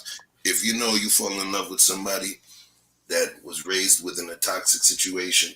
Let's say you met her and you guys fell in love, and during the dating process, you learned that she experienced a lot of trauma, and you were still able to fall in love with that person. Remember, I said that you take on not just their financial debt, but you take on their emotional debt. So you made a choice early on when she told you about how hurt she was, that she was a wounded bird. So you took on the responsibility of healing her wing, right? So if you're going to marry her, then you know that now you're willing to take on that fight with her. She has a pops that's alky and a mother that, is a toxic lady. You join that fight. You get what I'm saying? You know that she's a blood in a Crip neighborhood, and you still choose to love her. So you already took on that fight. You like that analogy, right? You already took on that fight. So you should be ready for it. You take on that fight. You take on these sacrifices for love. Don't expect your white suit to be, untainted. You're going to get dirt on it, and some of the blood may be yours on it. But you chose that out of love. Right. Mr. Best in the World, what's up, baby? What's up, family? What's going on? Let me ask you a question, Mr. Best in the World, because you just popped in. I know you probably were listening. Do you think a couple should continue being a couple if the family doesn't get along or one of the lovers doesn't like the family? You think that's problematic? It could be problematic if that person is completely influenced by their family. Like if you just let your family dictate all your moves, and it's kind of like it's almost like an arranged marriage, basically. Then yeah, it ain't gonna work. Like, cause you ain't got a mind of your own. You're not being your own person. You know what I mean? So that ain't gonna work. Like, and that's the thing. I think nowadays, because we live in such, man, King. I don't know how you. I mean, Chef, you're not married, right? No, not yet, right? Okay. I don't know how y'all brothers do it out in that dating game, man. It's crazy out there, baby. Oh my gosh. Woo! Wild West, man. You gotta have one in the holster and two in the foot. You know what I mean? Like, it's crazy now, man. Oh my goodness. Man. No, it's bad out here, but and it's not gonna get any better, So for me, I think you raised a good point, Mr. Best in the World, with that we might have to bring down our standards and remove certain boundaries dealing with the woman today, because it's really like it's the best of the worst now. Like we're looking for the best of the worst. Before it was the best of the best. We're looking for the best of the worst, right? So man. I don't know. Cause like, all right, let's say, okay, all right, King. Let's say y'all brothers, like, let's say y'all fine. Cause King, I know you the way you, especially by reading your book, and Chef, I know you do this too, just in the way you talk. I'm using both of y'all as an example. I I know that y'all approach relationships in a certain way, right? Y'all have different moral standards and values before you even talk to a woman, you know, that you are legitimately even wanted to court or be interested in. Now, with that being said, you know, yes, you can have that, and yes, that person can fit that bill, but what if she likes women? Okay? Or what if she wants to be with you, but with another man, but everything, her character is A1? Because you got that now. Polygamy is now a big thing now. It's becoming trendy. Like, what do you do then? You know what I'm saying? How does that relate to the family and the friends? Well, no, what I'm saying is like you saying like in the dating market, like there's so many different things that's going on. Right. I'm just giving like examples of how many different things are going on. Okay. Yeah, as far as the family and friends thing, I would say this as far as that, to elaborate more on that as well. You have to basically trust your family and friends that you know are basically, they're not haters or they never been envious of you. Right. You know what I mean? My brother, for example, he's younger than me, but you know, he's always grew up, you know, having furs and driving certain cars and different things like that. He always had, you know, his women were way better than my women. You know what I'm saying? Like, that's just what it was when we were growing up. You know what I'm saying? So, you know, with that being said, I knew I could always trust him because of his character and also the caliber of women that he was able to court and just his lifestyle.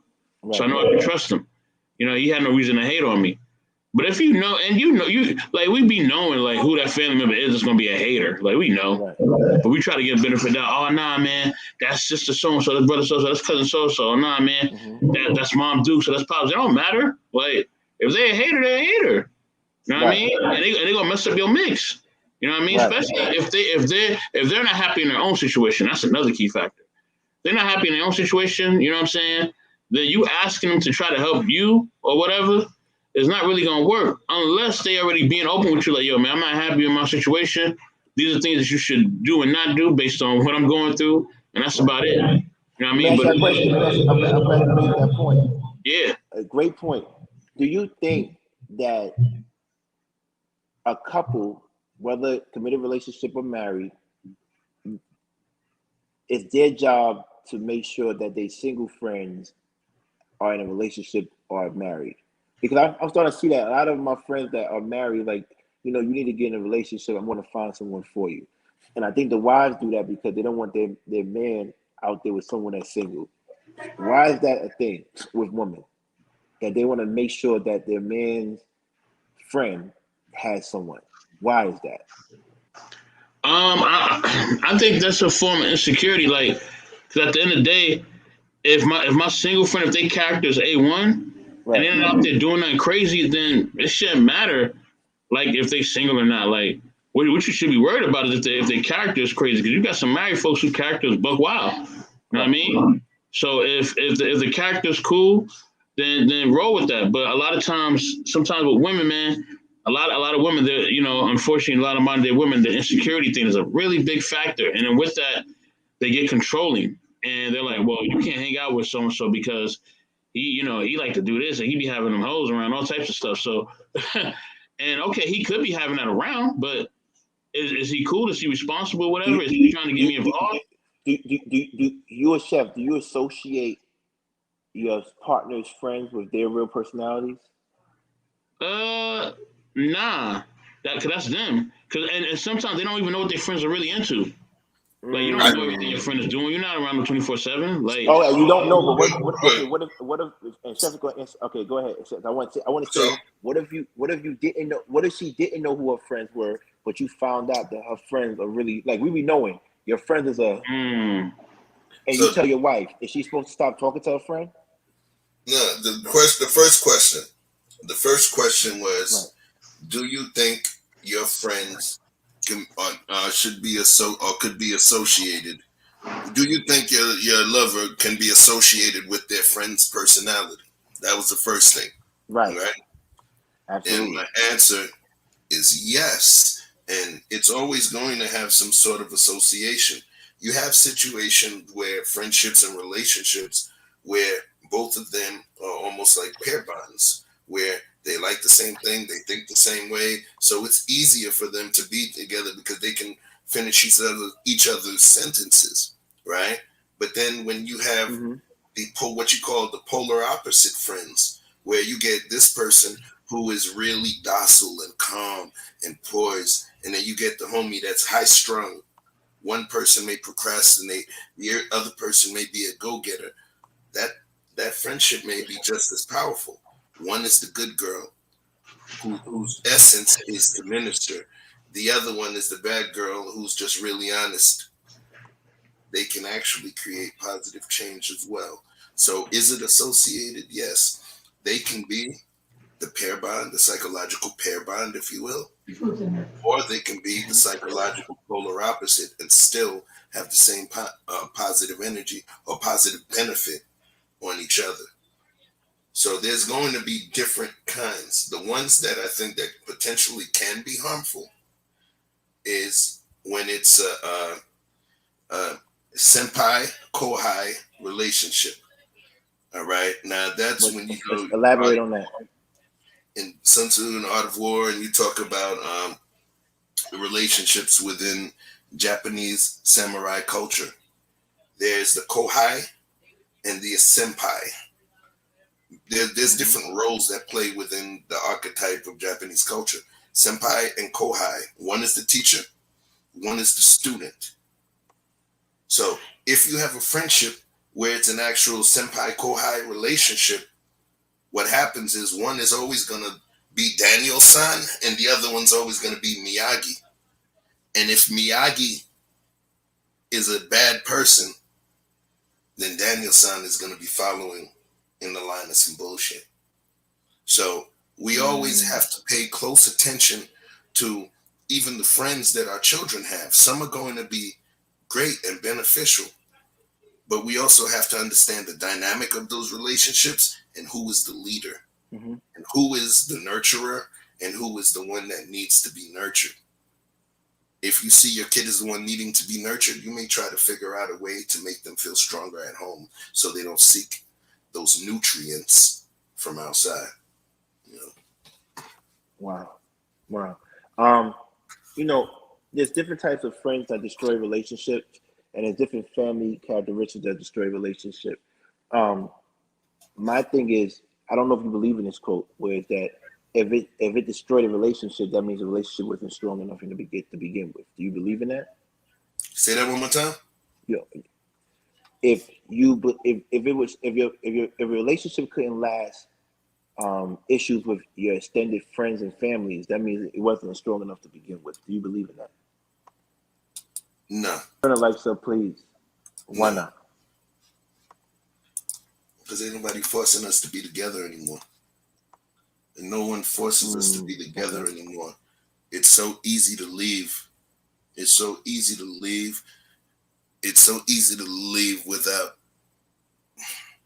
This is where the aspects of love become so unfair, right? It's so easy to leave at this point, and the new modern society is saying, no, you let her go. You let her go. Right. You don't let her go. Okay? Right. Don't you stop her. You gotta let her go. You gotta let her go. And they tell her, girl, you can leave. You get half. Girl, you don't need that. You can do that all by yourself. You know? Wow. So, and then we talk about no fault divorce. So modern society makes it easy for us to leave. So would we blame it on it wasn't able to work now? No, there's external factors as well. There's external factors that don't force us to be able to leave. You know? Right. How do you feel about secrets? Is it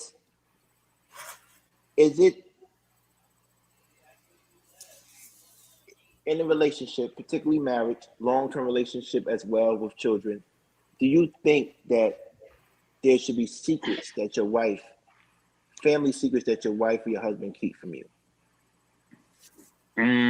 Family or friend secrets, or because you are united bond, there should be no secret from y'all at all, between y'all. What do you feel about that? If it's nothing to personally do with them, like if it's something their family member did, then I don't need to know that. I don't care about that. Ain't got nothing to do with me. But like if it's something that they did, then yeah, I would want to know that most definitely, because that shows me their character. You know what I'm saying? So, and to elaborate on the last part more, like, you know, I'm gonna go back to me and my brother real quick. Like, I follow a certain religious moral base. I don't do certain things. I do certain things. Right. My brother doesn't follow that at all. He's himself. He does what he wants to do. He lives his own life. Right. Now, we still get along perfectly fine. And he respects my religious moral base. In fact, at times where like I've felt like, man, I don't want to do this, or I don't want to follow this, or I don't want to hold this down, he's always called me higher. He's like, no, you said this is what you want to do in your life, right? This is what you believe in. This is what you got to do. And he doesn't believe in really anything at all. Mm-hmm. So, like, you know what I mean? That person could still be a good influence and not share your same moral base. It's just a fact of are they calling you higher, or are they bringing you down to their level? That's what matters. And you said something else. You said about the family secrets. I think, yeah, I mean, because there's certain things that, like, you know, your spouse probably can't tell you about a family member because it's probably so deep, and it's probably something that's just so hurtful that, you know, they probably don't even want to know, and that family member definitely doesn't want you to know, because even though you may be their spouse or their partner, and technically you are family, you still are an engrafted branch, so you're not related. So I think you always have to remember that even if you're married, if you're not related to that person, you know, and I've even said that, you know, to my partner before. I said, I'm not related to you and your family, so I know there's certain things that y'all are going to share and do that I'm not going to be a part of, and I'm fine with that. You know, I didn't grow up the way you grew up. Like, it'll be foolish for me to think that you're going to they're going to completely include me in everything, because I'm not related to them. So yeah. Okay. Chef, you think there should be any secrets? Should.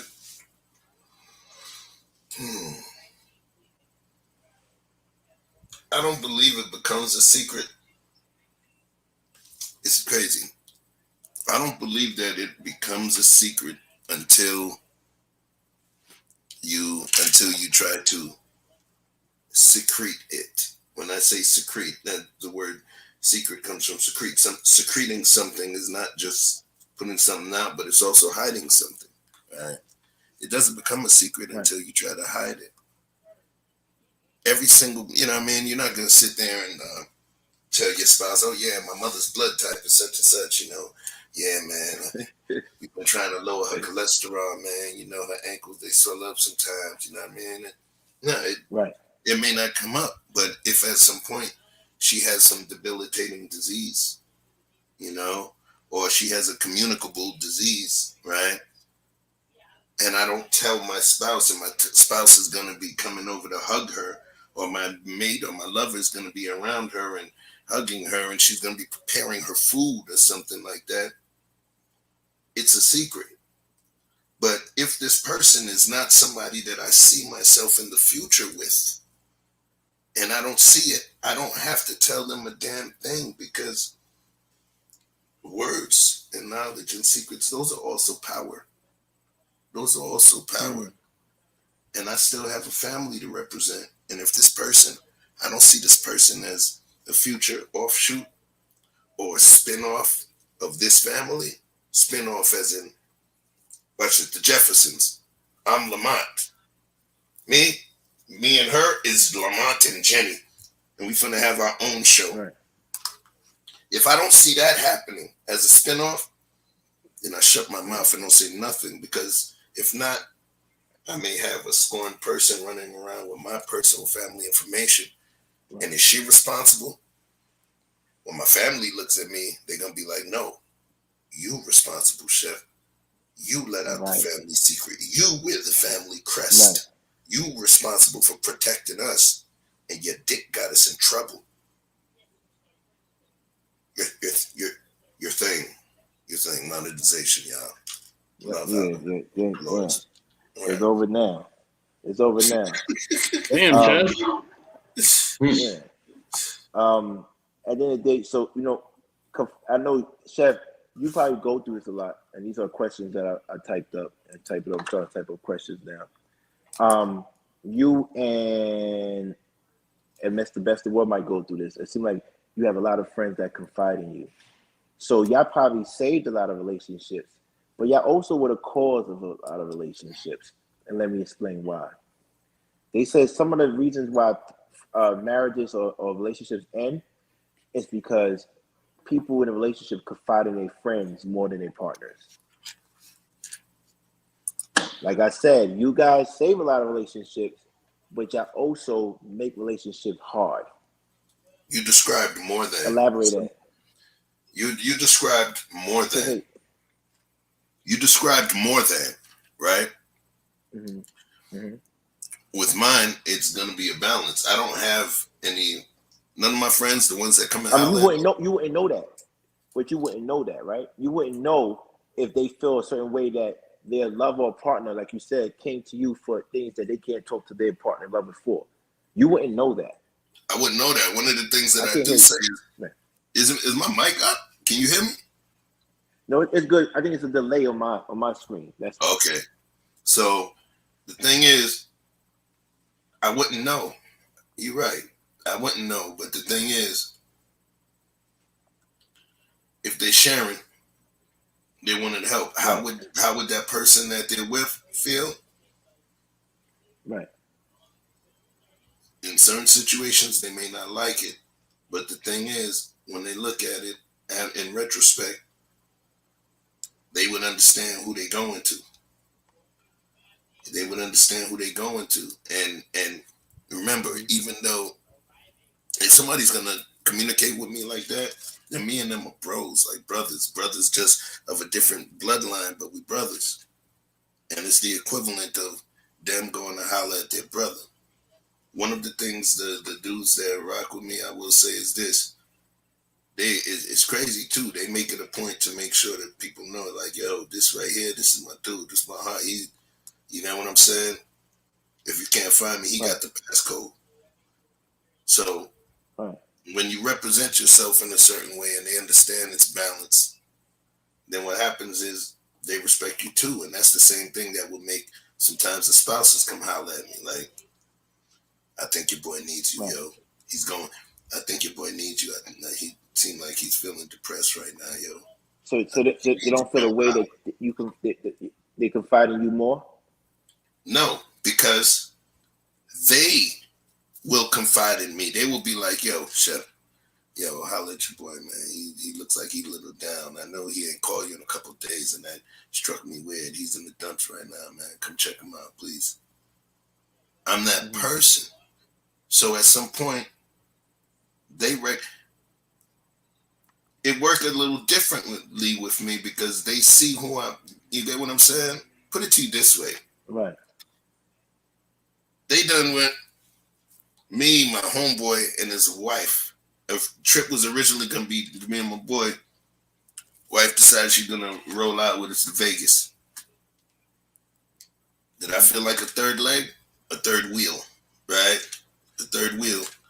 Nah, we vibed. We were a friend of the couple. I'm a friend of the couple. I was there when they met. You get what I'm saying? And it's important when you in a relationship, if your friends is worth anything, then they should be able to be friends that you can introduce to your lover or your mate. And if that person becomes a friend of the relationship, even if they married or not, it will be a beautiful thing because it's not a selfish love. They both love you. Right. And what happens and takes place is going to work a little differently. You know. What about the friends? Do you believe? Okay, now we're going to have to get spicy. Now, do you believe that if you're in a committed relationship and you're in or marriage, are you allowed to actually have friends that you have relationships with?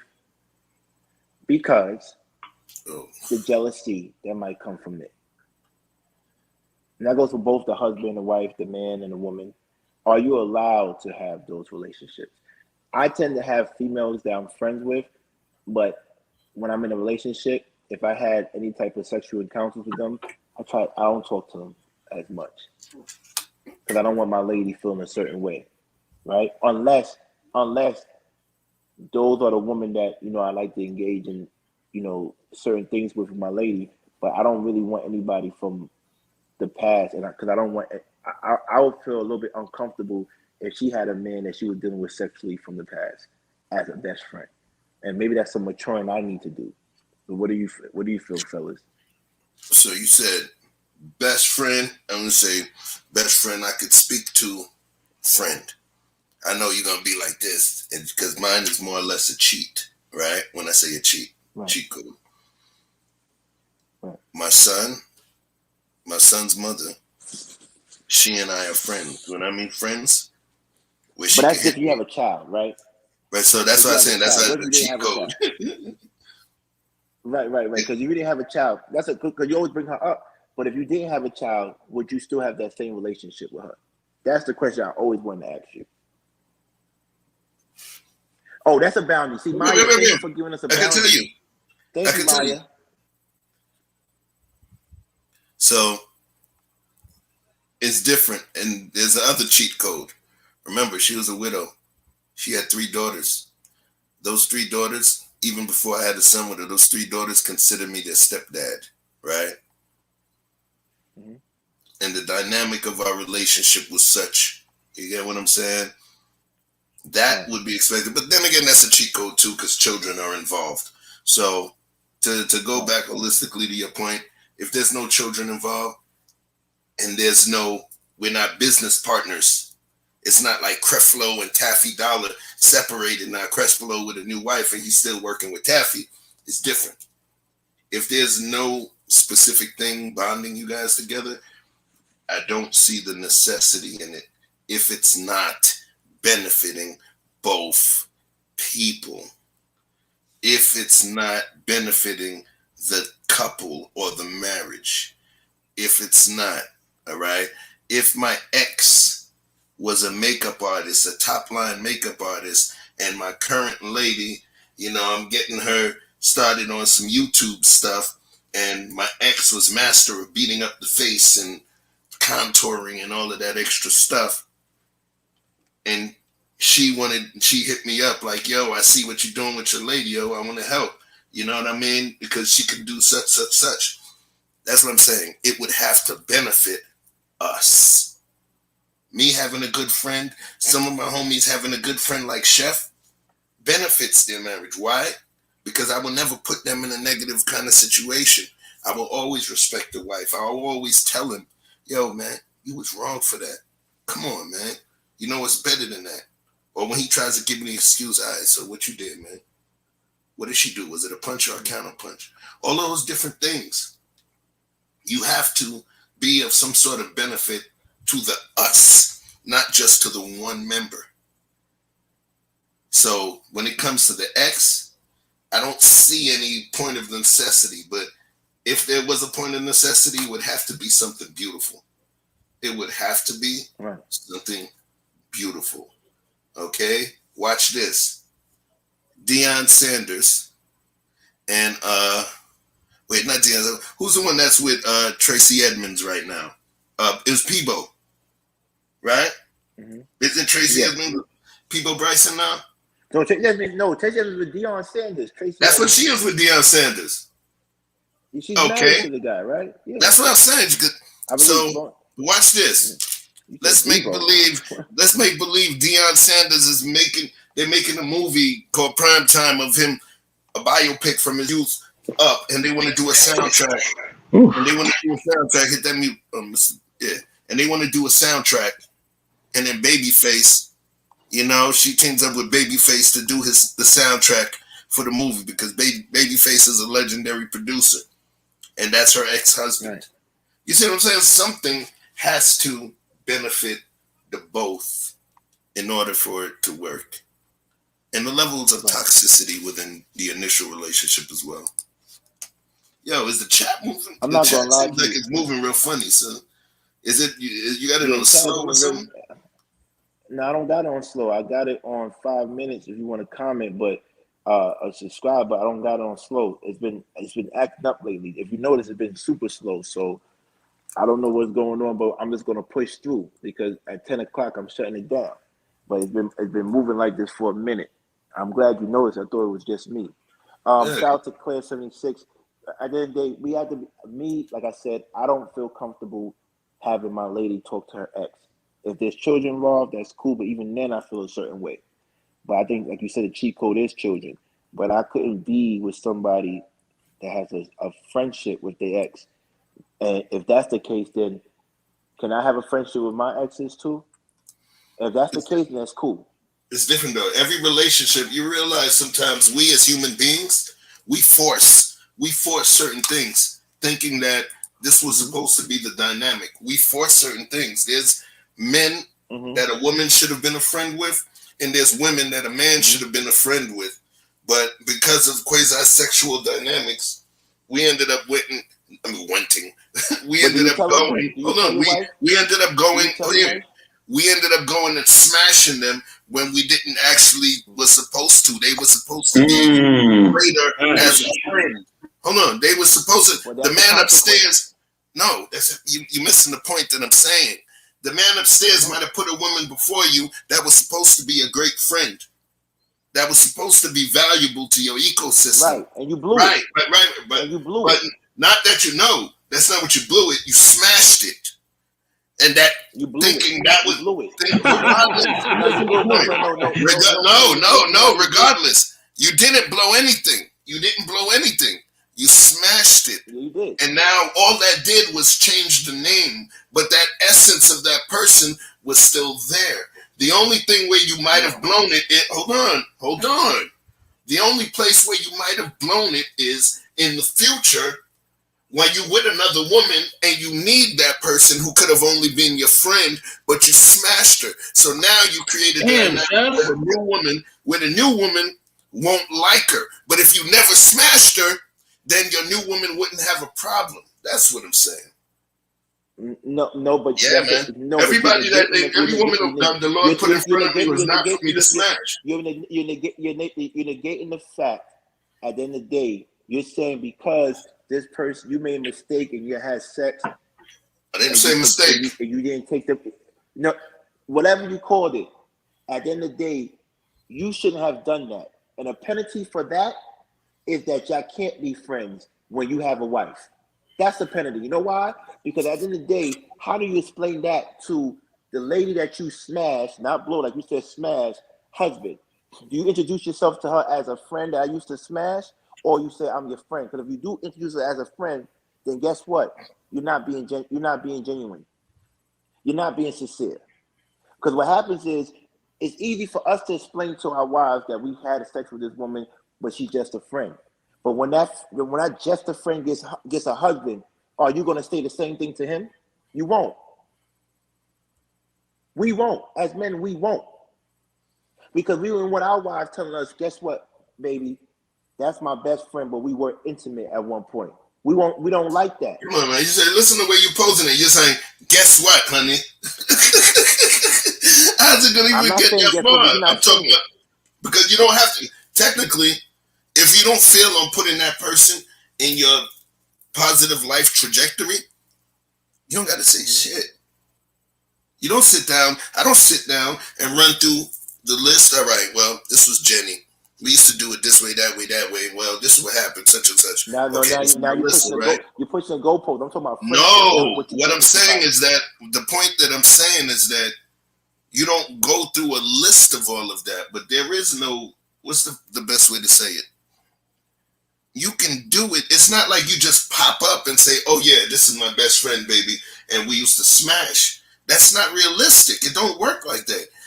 Now, watch this. Yeah, you're going to have a problem if you're married to some lady and then you tell her this woman is your best friend for the first time and you used to smash and this is your best friend, then you got bigger problems. Because that means you were lying by omission all of this time that your best friend was somebody that used to stick your thing in. So then what are we talking about? Yo, that's some craziness. We didn't. It's not different. It's not different because we said throughout the whole conversation, I said marriage and I said committed relationships. I didn't say just regular dating. Never said that. I said marriage and committed relationship. And I'm saying to you, at any point, if your wife or your committed relationship lady or girlfriend has a best friend and she didn't tell you she smashed them, there's going to be a problem when that comes out. Oh, without question. You're gonna feel like a laughing stock. You're gonna feel like a laughing stock. Yeah, but but here's the problem with that. When we do it to women, it's okay. When We're supposed to eat that up. No. When we do it as men to women, they're supposed to eat that up. But we couldn't take that because I can't. I'm not taking that.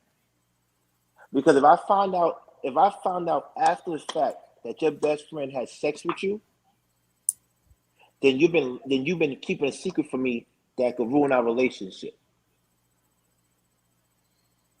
You've been keeping a secret. That's just me. Like I'm saying, maybe I'm not mature like y'all yet, but I think that's wrong. Somebody sleeping in my bed. Right. It's a double standard. You know what I'm saying? Like, so you gotta be very like. It's a double standard, and I think every man does that. I think every man has a female that they smash that's still a friend, and their wife suspects but doesn't know. And the only reason why your wife would tolerate that is because she knows she has met you at your prime of you being a player, so she knows what comes with the territory. That's the only reason. Like a woman that meets me is gonna say, "Yeah, I know he's a player, and I know he had." So they might let it slide. But if you give off the impression that you're a good guy, a goody two-shoe, you can't do that. You can't do that. That's a funny emoji. Somebody sleeping in my bed. I like that little boy Nancy. But I don't think you could do that. That's just my thing. But question, guys, how would you feel if your wife came to you and said, you know what, the same guy she confides in, who's her best friend, was at one point her lover? Because we're gonna ask you how you know where you know homeboy from. How you know him? I'm not cool with that. Nah. No. Different. Yeah, that's different, sir. Very different. How's that Very different? Because when women they're gonna ask us how we know our girlfriend. How far into the relationship? How far into the relationship are we, bro? Do you give a body count when you go into a relationship? Huh? I say committed relationship. Marriage. A committed relationship could be a month and a half, depending on the personalities, the attachment styles, and love language. It's committed. Once you commit, that means. So then, okay, watch this. So me, I'm a sucker for love, and I bump into this girl. Yep, I am. And then after a month and a half, yeah, I want to be with her. We've been kicking it almost every other day for a month and a half. And then she tells me that the guy who was her best friend was somebody that she used to deal with, was her ex. Do I end the relationship? The shit was going on before me. I can choose to be there and become that man figure in her life, or I can determine, I can listen, see what the dynamic of her relationship is with that ex. There's some girls, after they break up with the dude, they don't have any other male to speak to. Some of them actually just keep a platonic relationship with. Is that a friend? Hold on 1 second. They keep a platonic relationship with that person because that person knows them. Is that a friend? Yes. I know you ain't gonna agree with me, Shirley. We good. So what I'm saying is that platonic relationship, yes. Platonic relationship means friend, means not sexual, based on Plato. You get what I'm saying? So it's slow. No level you can find it. Yeah. So okay. My thing is this. Hold on, and I got a question for Sherelle. Level, if you confide in her and he has her mind and body, then but who don't you trust in this scenario is mostly likely the guy. Okay. Right. So the thing is, if I got with you, and me and you, or a month and a half in, and I tell you, yeah, I don't want to deal with nobody else, and I want you to only deal with me, and you tell me the only dude that you're friends with is your ex, am I gonna tell you take your ass down the street? No. If if I love you, I understand what's going on. If I want to be with you, I understand that it ain't all me, it's my turn. And all I can do is make my turn longer than his or the longest turn you ever had. But that's the point. The hell I'm going to judge you on your past just because the only male How's friend... that judging the past? If I'm with you now and the best male friend that you have before me is your ex, I'm judging, and I leave, I'm judging you for your past. If you start dealing with a girl today and then you tell her in a month and a half that your ex is your friend, and then she stops dealing with you because of it, she's judging you for your past, bro. No, that's her preference. She doesn't want that. It's not right to say she doesn't want to deal with that. It's a judgment she's making. She's judging. Her judgment is whether to stay or leave. And she's making her best judgment to leave. That's her option. She's using judgment. That's not. No, you said judgment. When you said judging, I thought, and maybe I was wrong, but you said judgment on that person's character. You're saying that judgment is basically her judgment to leave. That's her right to leave. She decided to leave.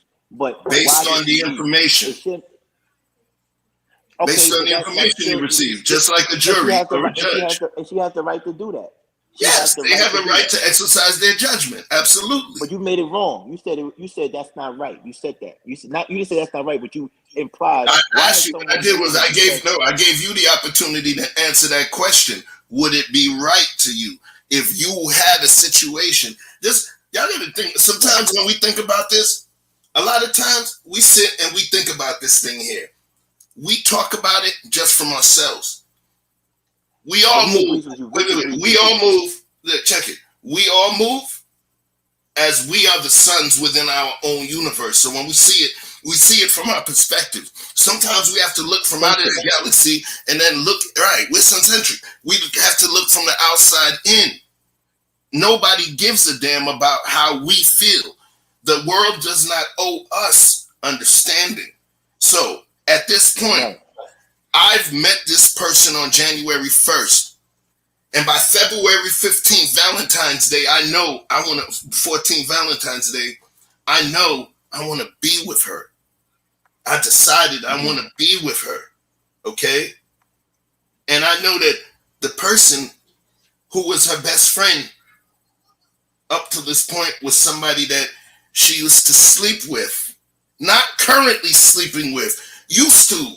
Back in the days. Used to. Am I going to say now? Nope. I don't want to deal with you. Because the person that was friends with you, up to the point when I met you, you used to sleep with in the past. So, and you're not sleeping with them now. You're just platonic. So let me Am I going to say nope? That doesn't make any sense to me. That doesn't make any sense to me, bro. It makes sense to me. So we don't like. I get what you're saying, but it makes sense to me. So we both could be right. I'm saying we both could be right because I'm saying to you, whether every time I give a scenario, you put an extra variable and you say, I say committed relationship, marriage. You said, well, committed relationship could be a month long. I said, you're absolutely right. And you could meet somebody that just had sex with their ex-boyfriend, and they are in a new relationship. So a person that got into a relationship, a serious relationship within a month, that's a little bit hasty, but I get it. You said sucker for love. That's what you said. Listen, man. Okay, I get it. Wait, hold on. I didn't. Go ahead. You said sucker for love. You said sucker for love. So you already said out loud that anybody that jumps into a relationship like that, that's problematic. You use the term sucker for love. And I said, I could be that too. So get into a serious relationship after a month, and that person is still friends with their ex who they had sexual intercourse with. To me, it's like, then you should stay with your friend. Right? Or when you get over that relationship, right, then you could come and talk to me. Because I need the whole of you. I don't need someone that's still attached. That's all. So see, well, you talking now. Hold on a second. Now you moving the goalpost, and I'm going to say why. I'm going to tell you why. Move the goalpost. Hold on. I could show you. I got the video. Show me. Right? So watch this. The question was your lady telling you that she's friends with an ex, right? that she's friends with an ex. That was the initial piece. Now, in terms, what happened after that? Okay, you let me know. I'm trying to tell you. The ex. Let's say that again. What happened after that? But hold on, wait, hold on. I'm showing you where the goalposts move. I know. Used to have the ex. So if that was the ex, it's already a natural assumption that they slept together. Okay, they would, unless they were Mormons or something. So that was their ex. The point I'm saying is that the question is not would you make them not be friends with the guy no more. The question is, would you stay? I'm going to leave a girl because she was friends with somebody who she used to sleep with before me, and then now I'm going to just leave her for it? No, that's not what the question was. The question was if I was going to leave her. No, I'm not going to leave her. But nobody, and even some of the chat folks, you can't conflate me saying you're going to allow her to continue being friends. I ain't never say that shit. And that's the difference, okay? I parse my words specifically. So the question is, would I leave her? Because I found out that even before she met me, that she had a friend that she used to sleep with. Am I going to leave her for that shit? No, because that happened before me. The question, though, if you asking me, would I allow her or want her to continue to be friends with that person? Obviously not. Remember, I speak specifically. I parse my words specifically. I take breaths because my mind moves quickly. But make sure that in terms of what I'm stating is specifics. So Sherelle, now it's a no for me. All right, that means you will break up with a guy because he happened to have been friends with somebody he slept with before, even though he's not sleeping with them anymore. That's what that means. So when I look at it, that's what that means. Okay, so that's what that means. I'm gonna listen. Like I said, make it 6 months, 5 months. If she's not kicking it with that person, she just happened to be friends with that person who she used to sleep with, who was her ex, and they were cool, and I'm at a point where I want to make her mine, then she has the choice. Then she has a choice, and most times it wouldn't be a choice, because if the person is just a friend, then all you need to do is just stop calling. If you're getting into a relationship with me, when you're getting into a relationship with somebody that's a serious relationship, you naturally restructure what you do in your life. You may not go to mama's house every single weekend. It may be 1 weekend a month because now you got your man or your lover, you're living together. You may not go out with the girls every single weekend. It may be once a month because now you got your man that you're dealing with. You're not going to be talking to your ex, Lamar, who used to talk on the phone once a month because now you got your man. So the whole point is, obviously there is change that takes place and there's a natural restructuring. But once she knows, at this point, me and her are serious, and I'm looking at her as a potential life partner, because she had a friend that she used to sleep with. Used to. You use the word platonic. She ain't effing the dude. That means all there is communication.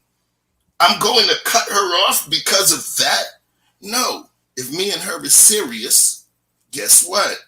At this point, she has to make a decision on if that is as important as it was before. She don't need that guy anymore. Who the hell cuts somebody off because of their freaking ex? I don't understand that. You get what I'm saying? She actually has to make a choice. Okay, can I speak now? And I didn't interrupt towards the end. I didn't interrupt, so I want to speak without interruption. So I'm just letting you know, you did not say anything about me moving the goalpost throughout that whole time. Oh, I didn't hear it. That's number one. Number two, at the end of the day, you were the first person to move the goalpost, because you said in a relationship that was within a month, 6 months, 3 months. Three, you're being judgmental because you clearly said, who would leave a person who is your friend because they slept with they slept with you and your partner doesn't like that? So my issue with that whole argument is that a person has the right to be with who they want to be with. And if they feel uncomfortable, whether it be insecurities or whether it be maturity, that they don't want to deal with the fact that you had sex with one of your best friends who you talk to, they have the right to move. They have the right not to deal with you. That's just the bottom line. But the thing that's problematic is you went and said that of course that person is going to get canceled out because they just left the person who was their ex and they have friends, but as the relationship matures, you never know, that person is going to leave the ex and don't want to talk to them because they with you.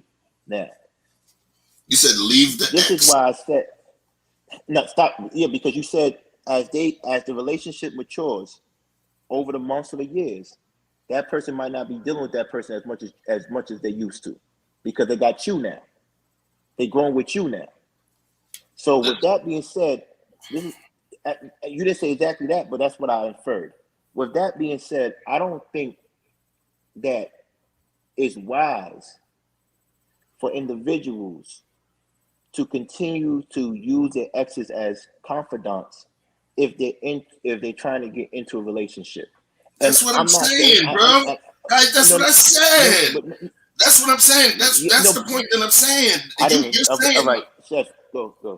Bro, because what's happening, you're telling me exactly what I'm saying. That is their ex. No, but you weren't saying. But you're not hearing what I'm saying. You weren't saying that before. You said about that getting now. into a relationship. You just said that you should not be having your ex as your confidant if you're getting into a relationship with somebody. That's what I was saying. That's why I said I would not cut them off if they had a relationship with them, because that was before me. But it cannot be with me. That's the point I'm making. That's right. What. But you didn't, and you could scroll through the chat. You didn't say that initially. You could scroll through the chat. You could rewind it. I promise you, you did not say that initially. You did not say that. You said it. You said it just now. That's why I'm confused. You didn't say that initially. I mean, you can ask the chat. Did he say that initially? Because maybe I didn't hear it. Oh, Maya said he did say it. Maybe I didn't hear it. Did Chef say that initially? And y'all got to send $20 to my super chat to make sure you're not biased. Wait. Maya said it. Maya said, who said? Maya's the only one that's saying it. Did he say? I need somebody to tell me. Did he say it? Because I didn't hear that. No, he did say it. I heard him. He said it. He said that? Yeah, he said he couldn't stay. No, he couldn't stay with her. Look, thank you. I'm not the one that. Maybe I heard it wrong. But he said he wouldn't stay with her. He said he wouldn't stay with her. I heard that. He said he wouldn't stay with her. Look, no. In the beginning, he said, why would you leave somebody that just left the dude a month ago and get with you? That's ridiculous. Say that again. Bro, listen. You said, why would you leave somebody? Maybe confused. I heard it. That's why I said I heard it wrong. Bro, that's what I'm saying. My whole point the whole time was, and that's why I added specificity. If I heard it wrong, I apologize. No, you're good. I'm just saying the reason that I added, because I understand how these words are and how they could get conflated and moved around when people's other understanding. What I was saying is that, listen, how can, if I meet this girl today, she don't owe me a damn thing. She don't owe me a damn thing, and I'm hanging out with her, okay? She can have dates with other dudes until there's something real going on. And I can have dates with other women if I just met her today, okay? But when it comes to committed relationship. Hold on, I'm not finished. The point is, when I get to that point, let's say a month later, 2 months later, and I feel like I don't want to deal with nobody else. And then she feels like, yeah, I don't want to deal with anybody else. And we starting that committed relationship. And she's telling me, yeah, the guy that I was my boyfriend from however months ago, whatever, last year, he was my best friend. You know what I mean? That's my best friend. At that point, am I going to say, I don't want to commit a relationship with you? No. I'm going to say, well, what's the deal? If it's me and you, I don't need you with your ex. Then I get to make a decision. But am I going to say no? If she says she wants to keep him as her best friend, that's different. That's a variable you did not put into the equation. You didn't say she wants to keep him. You just said if you're in a committed relationship and you found out that your ex's best friend was her ex, how deep into the relationship? Is it when y'all just starting? It makes a difference. So when you go and you throw that out there without any levels of specificity or any variables, every single mind listening, be it 5 or 500 watching, is going to take an inference based on their own nature and nurture. So the thing is, that's why I kept adding in the beginning, you got to be specific. You got to be specific. You find the best woman in the world, No, and then two months in, you want to make her your lady, and you found out that she had a dude that was her best friend that she was best friends with. So now you're going to say, well, I changed my mind. I don't want you to be my girl no more because you were friends for a couple of years with your ex. So I can't choose you as being my friend. No, you would ask, so what's the deal? You plan to keep that going or what? no, you no That's the no whole no. You would point. ask. No, you would ask. You would ask me. Like I said, everybody does things differently. It's not a template, right? So me personally, like I said before earlier, we as men can introduce women to our current women, even though we smashed them like it's nothing. But we can't handle if they did that to us. We can't. At least, let me take it back. I can't handle that. I don't want to deal with that. I don't care how long y'all been friends. I don't care what you smashed them. Cool. If a child is not in the world because of y'all two smashing, you shouldn't be dealing with him if you're dealing with me. That's just me. I said me. I didn't say the world. I didn't say every man. I didn't say it's a template. I didn't say it's wrong. I didn't say it's right. I said me. I'm not dealing with that. I'm not dealing with that. Me personally, I will not deal with that. Why are you still friends with someone you smashed and you didn't have a kid with? Why? Even if it was before you, even if it was before you, that's what I'm saying. Absolutely. How can I control the time that somebody? That's what I'm saying. How can I control the time that somebody had before I ever met them? They met me. What if No, I I bring mean, that? That's what I'm I'm not saying. controlling time. I'm not controlling time. I'm not controlling time. I'm saying you could still continue to be friends with him, but I'm not gonna be your man. How's that So controlling you're your giving. time? So then you say that to her, and then she says, "Okay, I don't want to be friends with him." Then what? I I mean, want that's you. on you. Hold That's on. the decision she has No, to no, make. no. Hold on a second. You found out. You just found out, Yeah.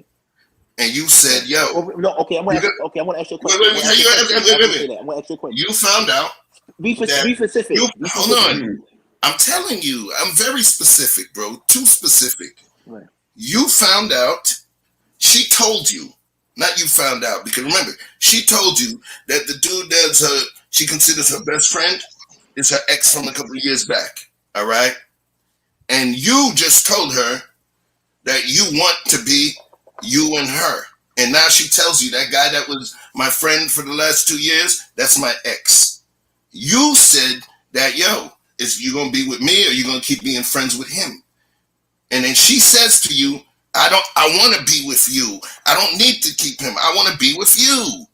And you say, nope, nope, nope.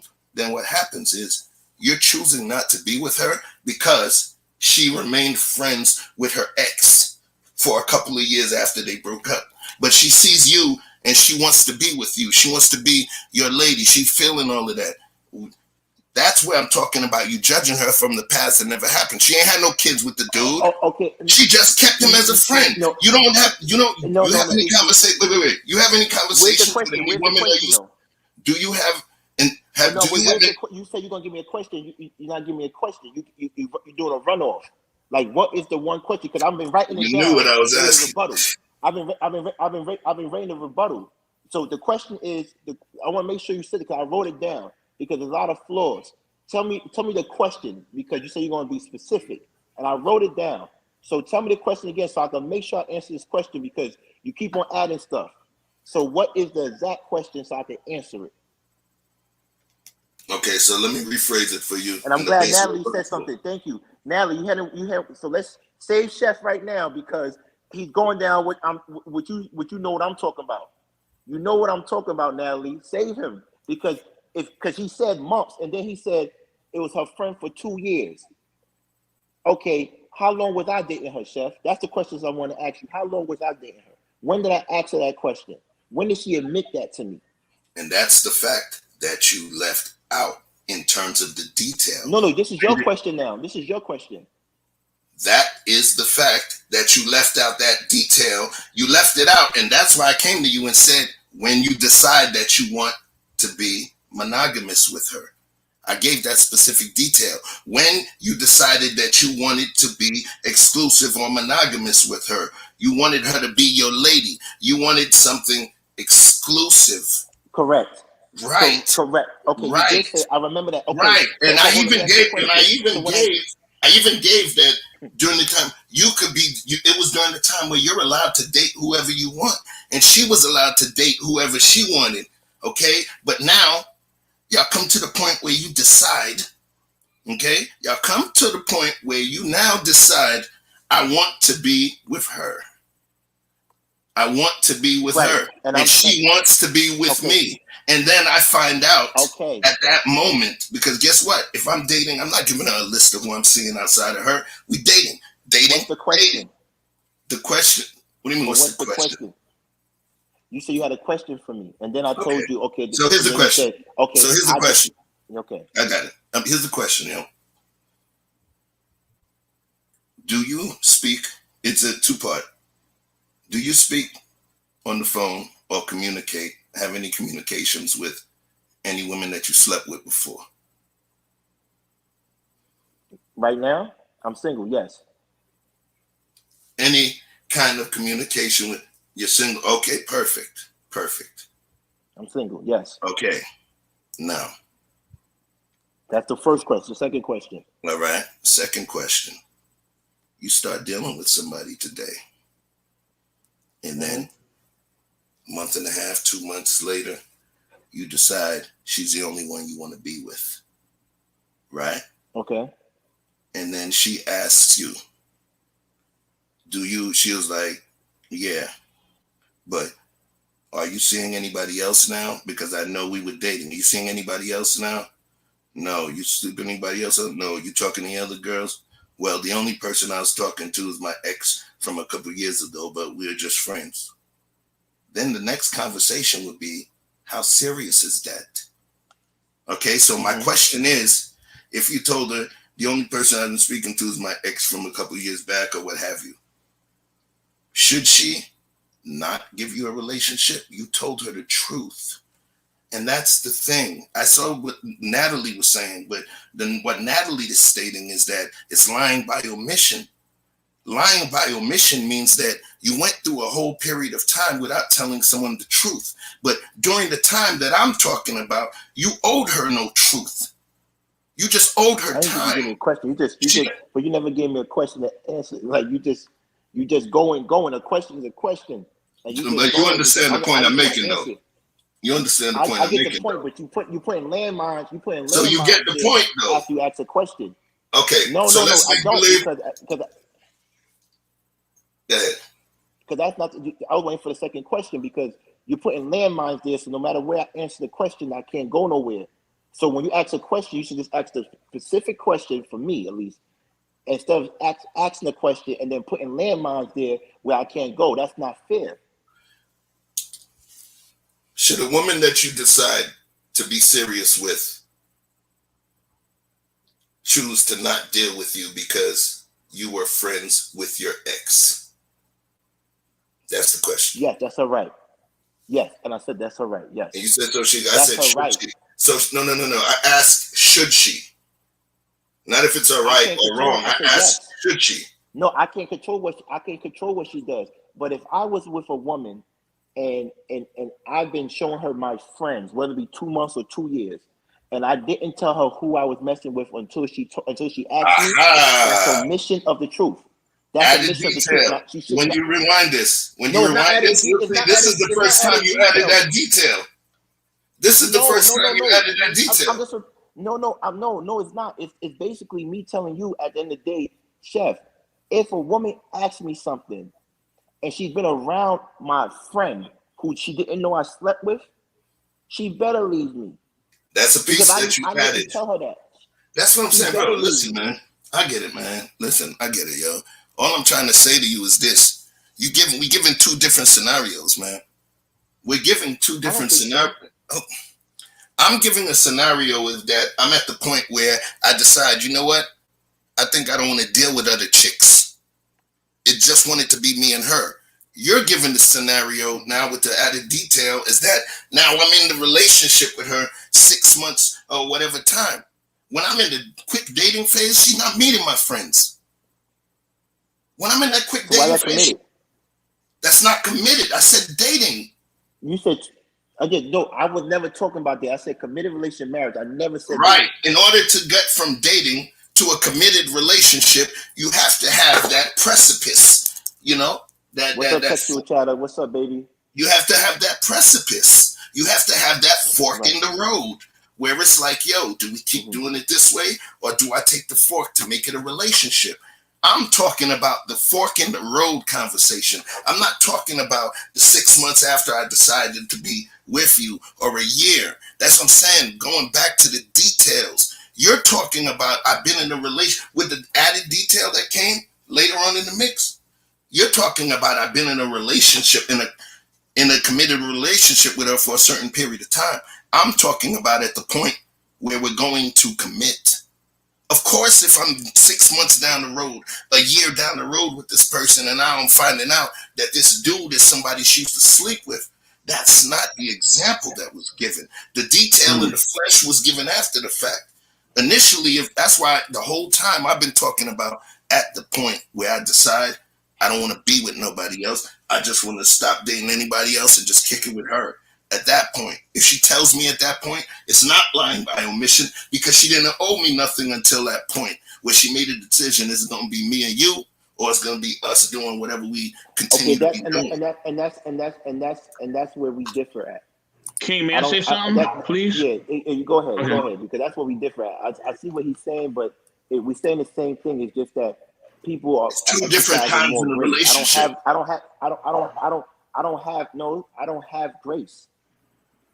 I don't have grace for my standards, and it's not judgment. When someone has standards, it's not judgment. You don't meet those standards, so I don't want to deal with you.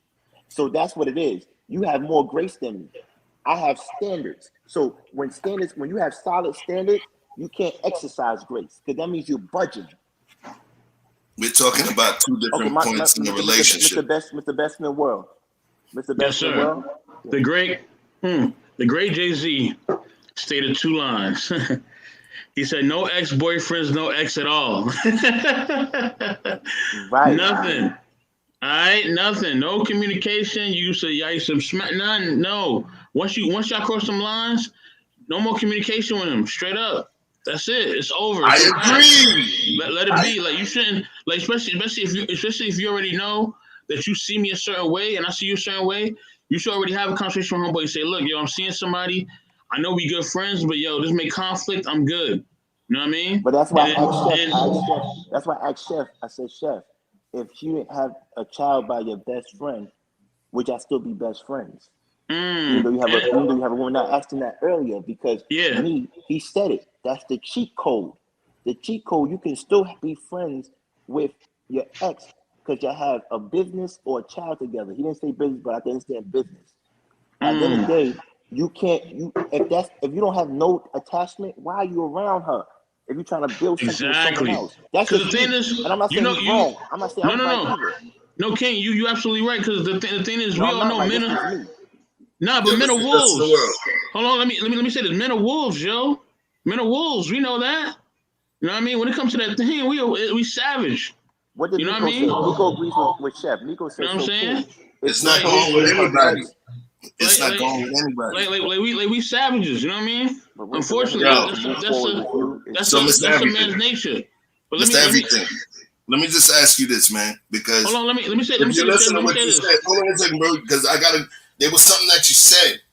Yeah. And if you focus on what we're talking about, bro, you talking about what he's saying is that if you find out deep into your relationship with her that dude that was her friend she used to smash, that's not what I'm talking. Right.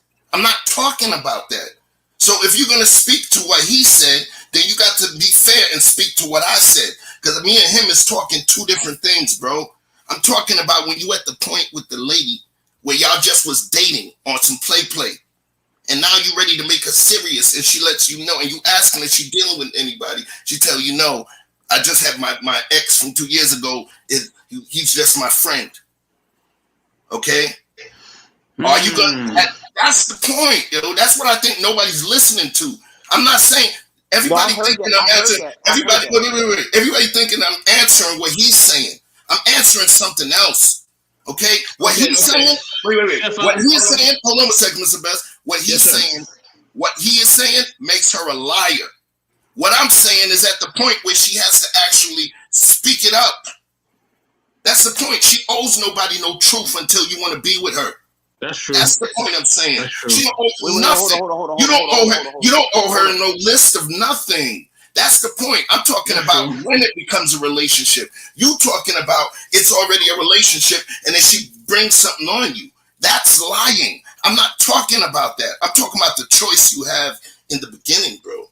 So you saying basically y'all just messing around, right? Y'all just messing around. Yes, and y'all at the point where you deciding now I want to be with her, and she tells you. Ain't nothing wrong with that. Yeah, she don't.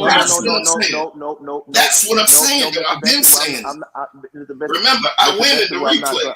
I can't let that slide. You gotta be able to rewind this. I'm telling you. Please rewind it because if he does find it, that means he pushed the goalpost back because he's heard me. He just said to me and to everybody, he said King was talking about this, but I'm talking about this. That means you moved the goalpost. You added a variable. If you knew what I already answered your answer though. No. But no. If you said that right, then my thing is okay, cool. And even what you said, Mr. Beston, I want you to think about this. Mm-hmm.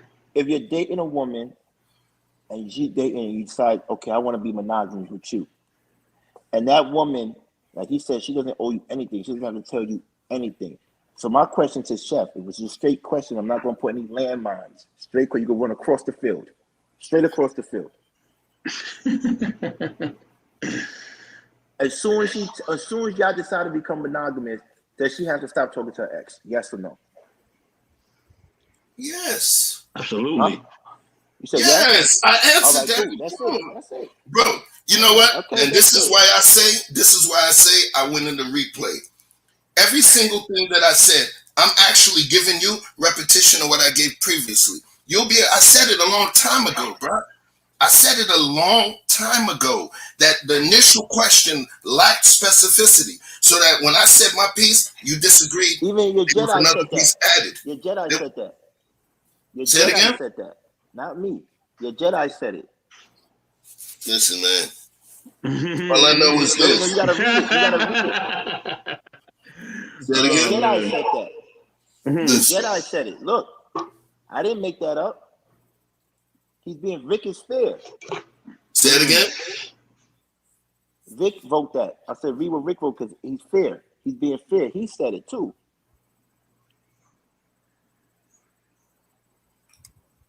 Listen, catch me on the replay. Ariana said it on the replay. Hey, yo, that first Rihanna album was hard, but that's all another situation. Anyway, yo, we got to do like a when I come to the city next summer, man. Hopefully y'all out there in New York. I know you're already out there, King, but Chef, hopefully you come up. We got to burn the city up, man. We also got to do like a New York movie marathon because there's so many New York movies that I love, man. Like, I mean, what is your favorite New York movie though? I never asked y'all that. New York movie? Yes, it was filmed in New York. It's kind of based around New York. Belly. Belly. Belly. For me, I could say I gotta go. Belly was in my top. But one of them. My Kung Fu movie. What's that Kung Fu movie? Look, Big Trouble in Little China. I love that movie.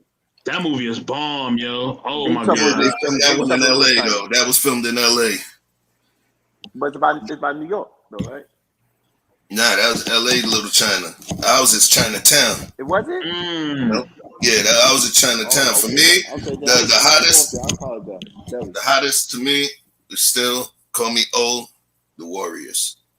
They took it through Oh New York my City, gosh. everywhere. but They went all the way to Coney let's Island get from the Bronx. yeah.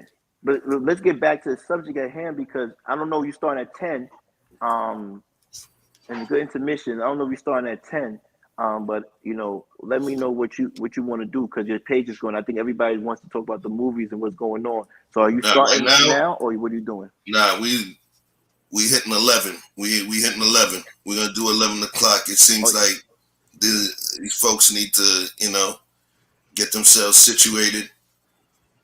We starting off at 11 because we on the night. Okay. You just named mine. That's my favorite New York movie, yo. We on the night. Yo, that movie. Okay. So you're going at 11, right? All Yeah. right. So with that being said, I'm glad we had that discourse in regards to, friends or ex-friends or type of friends ruining couples and relationships. Now Oh yeah, here's you gotta another clarify question. for them. Make sure they know this wasn't. Y'all, this wasn't The no Last beef. Dragon, Natalie, that's my movie. Yeah. That's the movie. That was a Thank good you, one. Natalie. Yes, that was one of the top 3. Leroy. It was literally Warriors, Last Dragon, and Belly. Terry said it best. To move forward the next chapter in your life, learn to close the chapter. And this is why I have an issue. And I'm going to release a personal issue. I really love women, and I love women who are experienced. But for me, because I like to be priority, I don't know if I could ever truly be with a woman who has an ex who is living or non-incarcerated with a child.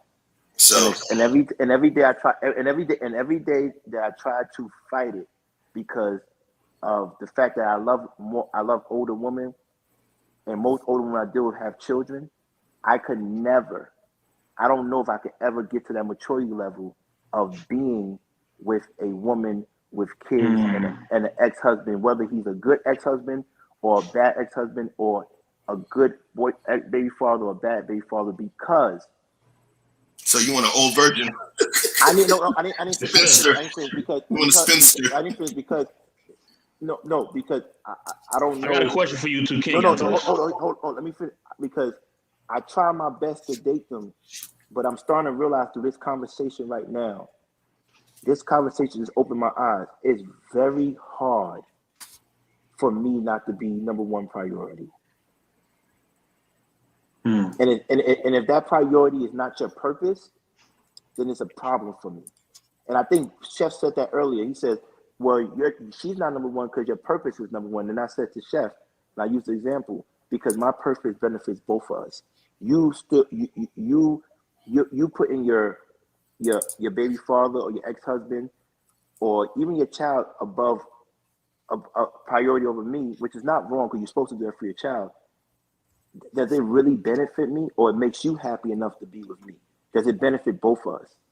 Because me personally, I don't. And it doesn't have to be forever, but I believe that I need to have 1 or 2 years with just me and you, where we both are number one priorities.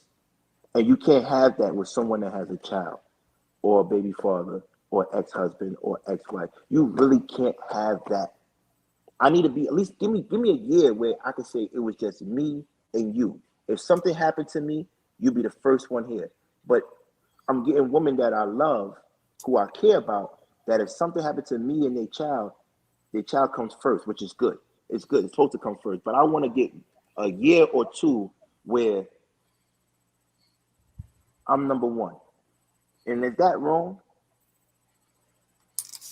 I got a question for you, King. Maya, I love. Is it wrong? Unfortunately, all the girls with kids look good. What do you want me to do? Is it wrong? I could date them, but I won't marry them. So is it wrong? The only reason I would marry a woman with children, if she can prove to me that that coming into my life is an added value, and I haven't met that yet. King, The question was, is it wrong? Are we answering your question, or what? Should I ask you a question? Okay, no. The question is it wrong for me to feel that way?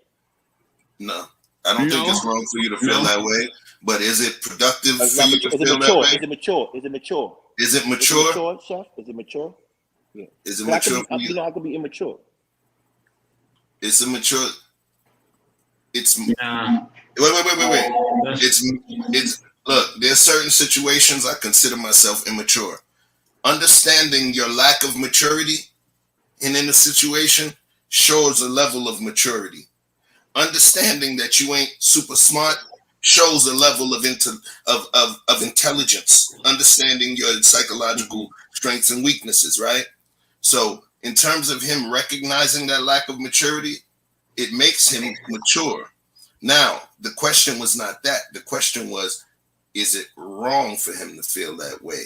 No, it's not wrong for him to feel anyway. Feelings are not something that I believe can be put up to the scale of right or wrong, because they're feelings that exist. Is he wrong to feel that way? No. Would it be the most profitable for him to think that way, depending on the situation, knowing that I prefer this kind of person? But on the majority of times, this kind of person that I prefer is not the kind of person that I would want to retain. Mm-hmm. This person that I want to sleep with is not, more than likely, is not the person that I want to keep.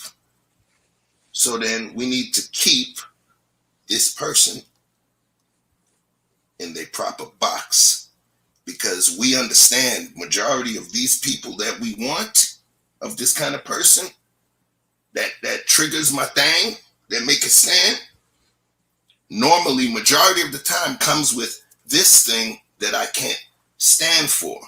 So then I know this person would only be more than likely temporary, because they come with all the stuff that I ain't gonna keep. So what are we doing? If I know that I don't like fish and I only like steak, okay, is it wrong for me to go to the sushi restaurant? It's not wrong, but I put myself in more of a position to be faced with a menu that I don't want. So is it wrong? No. But if I recognize that a particular menu has more chance to get a particular type of food that I don't, but I enjoy the appetizers. But I know I ain't sticking around for the entree. So do I really get to judge the entree? I walked into a restaurant knowing the majority of the stuff it had I didn't want, but they got cool appetizers. Do I stick around for the entree and complain? Or do I get my appetizers and take my ass out and go get me some real entree that I want? That's the key. If I put myself into a position where more than likely I know it's going to be a room I want to leave, and I put myself in that room and then leave and then judge the room, I put myself in that room knowing that's a room that I was never planning to stay, because that room brings in certain things. You get what I'm saying? So now the question becomes fetish versus purpose.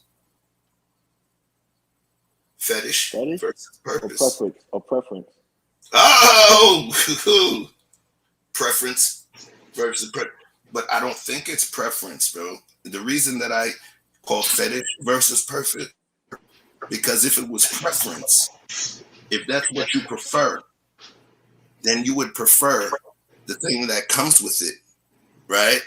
If you know you get a girl from Paris, but you hate people that speak French, but you love, she's so beautiful, and now you're getting mad every time you hear her say oui oui or no or mon chéri. The thing is, but that smash is awesome, right? The thing is, we understand what we're getting into. Remember, intention, purpose. With all of the purpose that you knew and that you recognized, also, it's purpose in terms of knowing what you want. Right. So it's crazy to me. And that's why I said what I said. I just can't see me dealing with someone on that level, that's still friends with the even when you friends with your baby father and baby mother, that's a little bit for me to digest as well. I can Mm, still have a co-parenting relationship, but to be friends, it's bad enough. Like I was never first priority. Now I'm like I got to deal with that. Like I'm in the second relationship. I don't adapt to anybody. They got to adapt to me. I put myself in a position in life where you got to adapt to me. I don't adapt to people. I never did. I made decisions where I'm the one that set the tone. And so maybe it's a control thing, maybe whatever it is, but I can't adapt to a woman. She has to adapt to me. And if you adapt to me, your life is better. Unless you can promise me adapting to you is better, then I'm not doing it. Why is mm. it better that I come to your family, your blended family? How is that making me better? Why? Because you think that I can't find somebody without a kid that looks just as good? Why is that? Right? What are you bringing to me? Because the first thing I do when I give any woman, I let them know, like, this is what I could bring to you. This is what I want to you. And before that, I even ask you, what do you want? What do you need me to do? And most of the time, women don't even know what they want themselves. But when I find a woman that does, I try to give it to her. Right? But you got to show me what you bring to my life. I'm not adapting for nobody. You got to adapt to me. Because when you adapt to me, life is a little bit more pleasant. And so this is why I'm through the conversations with Chef and Mr. Best in the World, I'm realizing maybe I can't talk to women with children under or within the teenage years, or children that are with that they still need their parent, they depend on their parents, because I need to be first priority. I need to spend 1 or 2 years or even months, depending on the age. I need to be me and you need to be our best friends, and the people that we make decisions together for us. That's just me. That's just me. Let me say this, King. Right? Yeah. I don't think you're immature. I think you just got your preferences. You know what I mean? You Right. got your standards. Now, the best advice one of the best advice I've ever gotten. And we gotta really work on something with this. Watch who you label, watch who you stay with thing.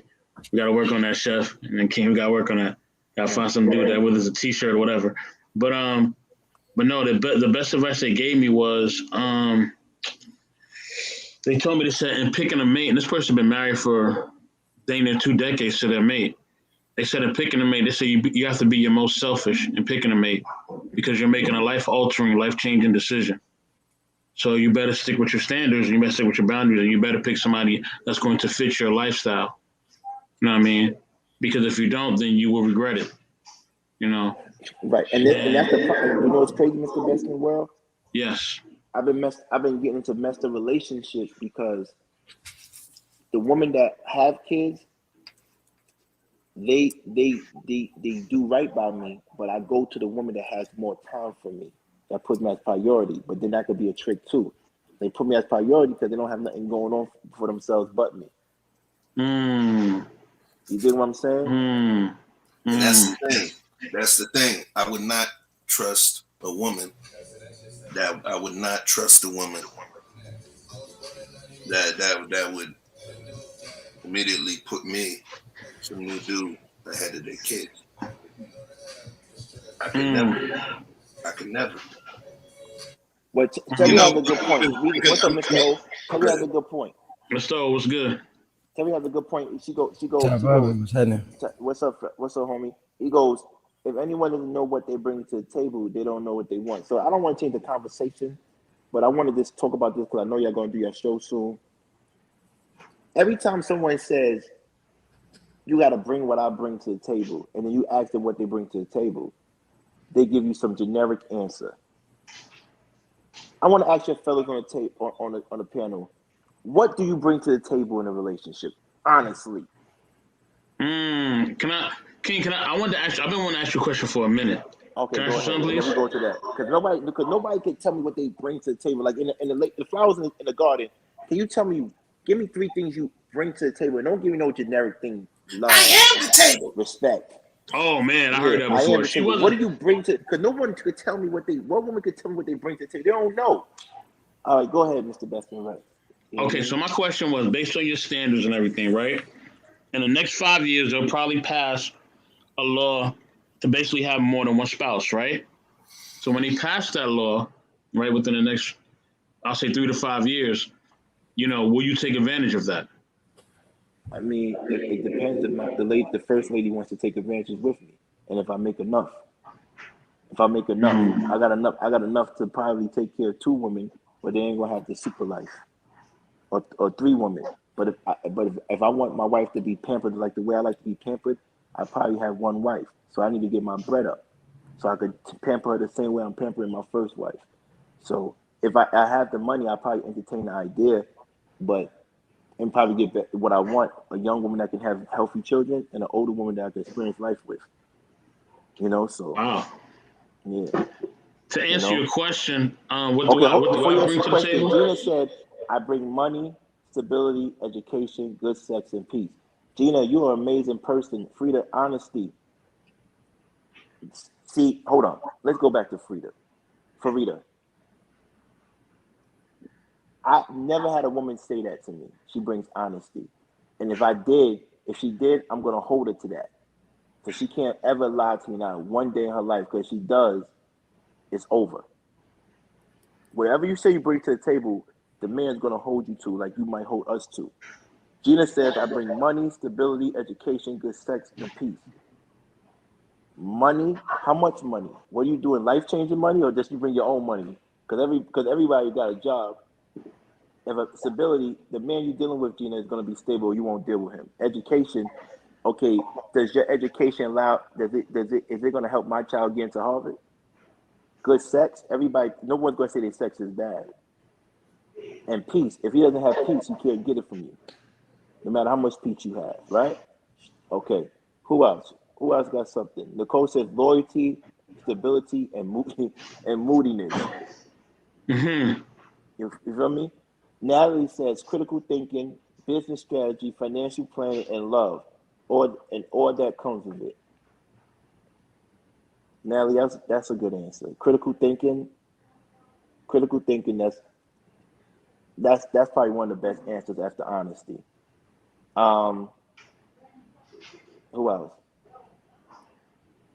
If I'm not looking for a provider or a protector, what else can you offer? See, Terry, that doesn't make sense either, because if you're not looking for a provider, so who's going to be taking care of everything? And when a woman says she's not looking for a protector, what are you going to do? You're going to call the cops every time something happens to you? Protection doesn't always deal with protecting from bodily harm, right? Sometimes protection deals with emotional protection, mental protection. Protection means security. You feel secure around him. That's why you can be more of yourself. When a man makes you feel secure, he makes you feel like more of yourself. You could be yourself and know that you got someone that's going to praise you and cheer you on no matter what. Tristan agreed. It's a silly concept. People feel each other holes, and it's relative. What one person brings to one table is not what another table needs.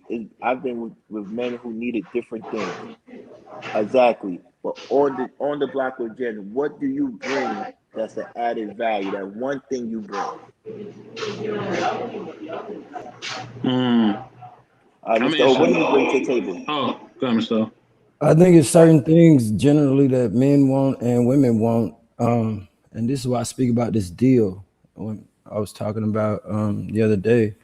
Like men want something and women want something. And generally women want the idea of protection and resources. This is what generally women want from men. And men want a cookbook, a young wound that nobody used before. We want these simple things because we want to build a legacy, and we want somebody that can cooperate with the plan that we lay out. So those are the things that we are looking for in general. And then like beyond that, it's preference. So right. But generally, like these are the things that and y'all could say y'all don't, but you do. You know, Right. when you call the cops, you say you don't need no man, but when you call the cops, you want a male cop to show up if you in danger. You're not looking for a woman cop to show up. You're not. Right. You Yo, Mr. O, relax. You're getting too real. They're not ready for right, that. They get too real. They get too real. Yeah, that's the truth. That's the truth. right. Listen, he's getting too real. But I want to go to Terry and Jen because they said something. Terry says, "What if I feel secure financially and emotionally?" All right, let me just say something to you. Terry's actually beautiful in person, right? And she knows she's beautiful, right? But when she's with the right man, that man can make her feel even more beautiful. You could think you're beautiful. You could think even Jen is beautiful in person. But when she has the right man to tell her that she's beautiful, it hits different. Every woman on this thing is beautiful. But when you have a man to pour into you, you feel even more beautiful. So let's get that quantum. I know quantum love. I know you're beautiful, but you're gonna need more men. You feel what I'm saying? You're going not more men. You're gonna need a man. It's good to have a man who loves you and makes you feel secure to call you beautiful. It's a different type of energy. It's a different type of energy, right? I seen women that's getting to the bag, but then as soon as they meet a man, you can see that glow on their face. Mr. O, you should do a show about the deal. Because you're right, most women are in denial about the fact that they need a man in their life. And we need a woman in our lives. Let's not even play these games. Right. But Jen asked a good question. I don't want to skip it. Made a good statement. She said, the table is subjective. So depending on who you are as a man, you might need something different. So based on this, Jen, or all the ladies in the room, what do you think that I need in my life? What does a woman have to bring to my life, King's life? And then we're gonna go around, I think everybody's taken. But if we had single men up here, what do you think I need in my life? What can a woman bring to my table?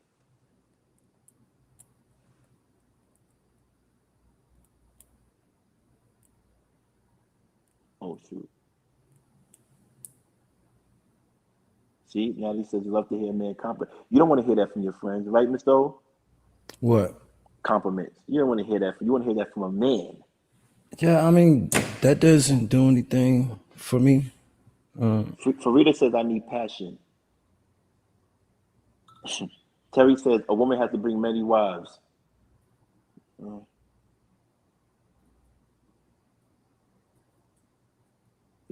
Doesn't do anything for you. Compliments? No. So, nah, I mean, what is that?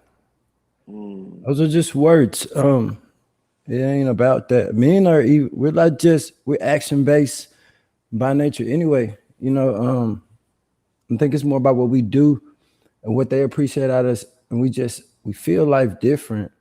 For them, the things that they're naming are things that they appreciate. Right. I don't think they know what men want anyway.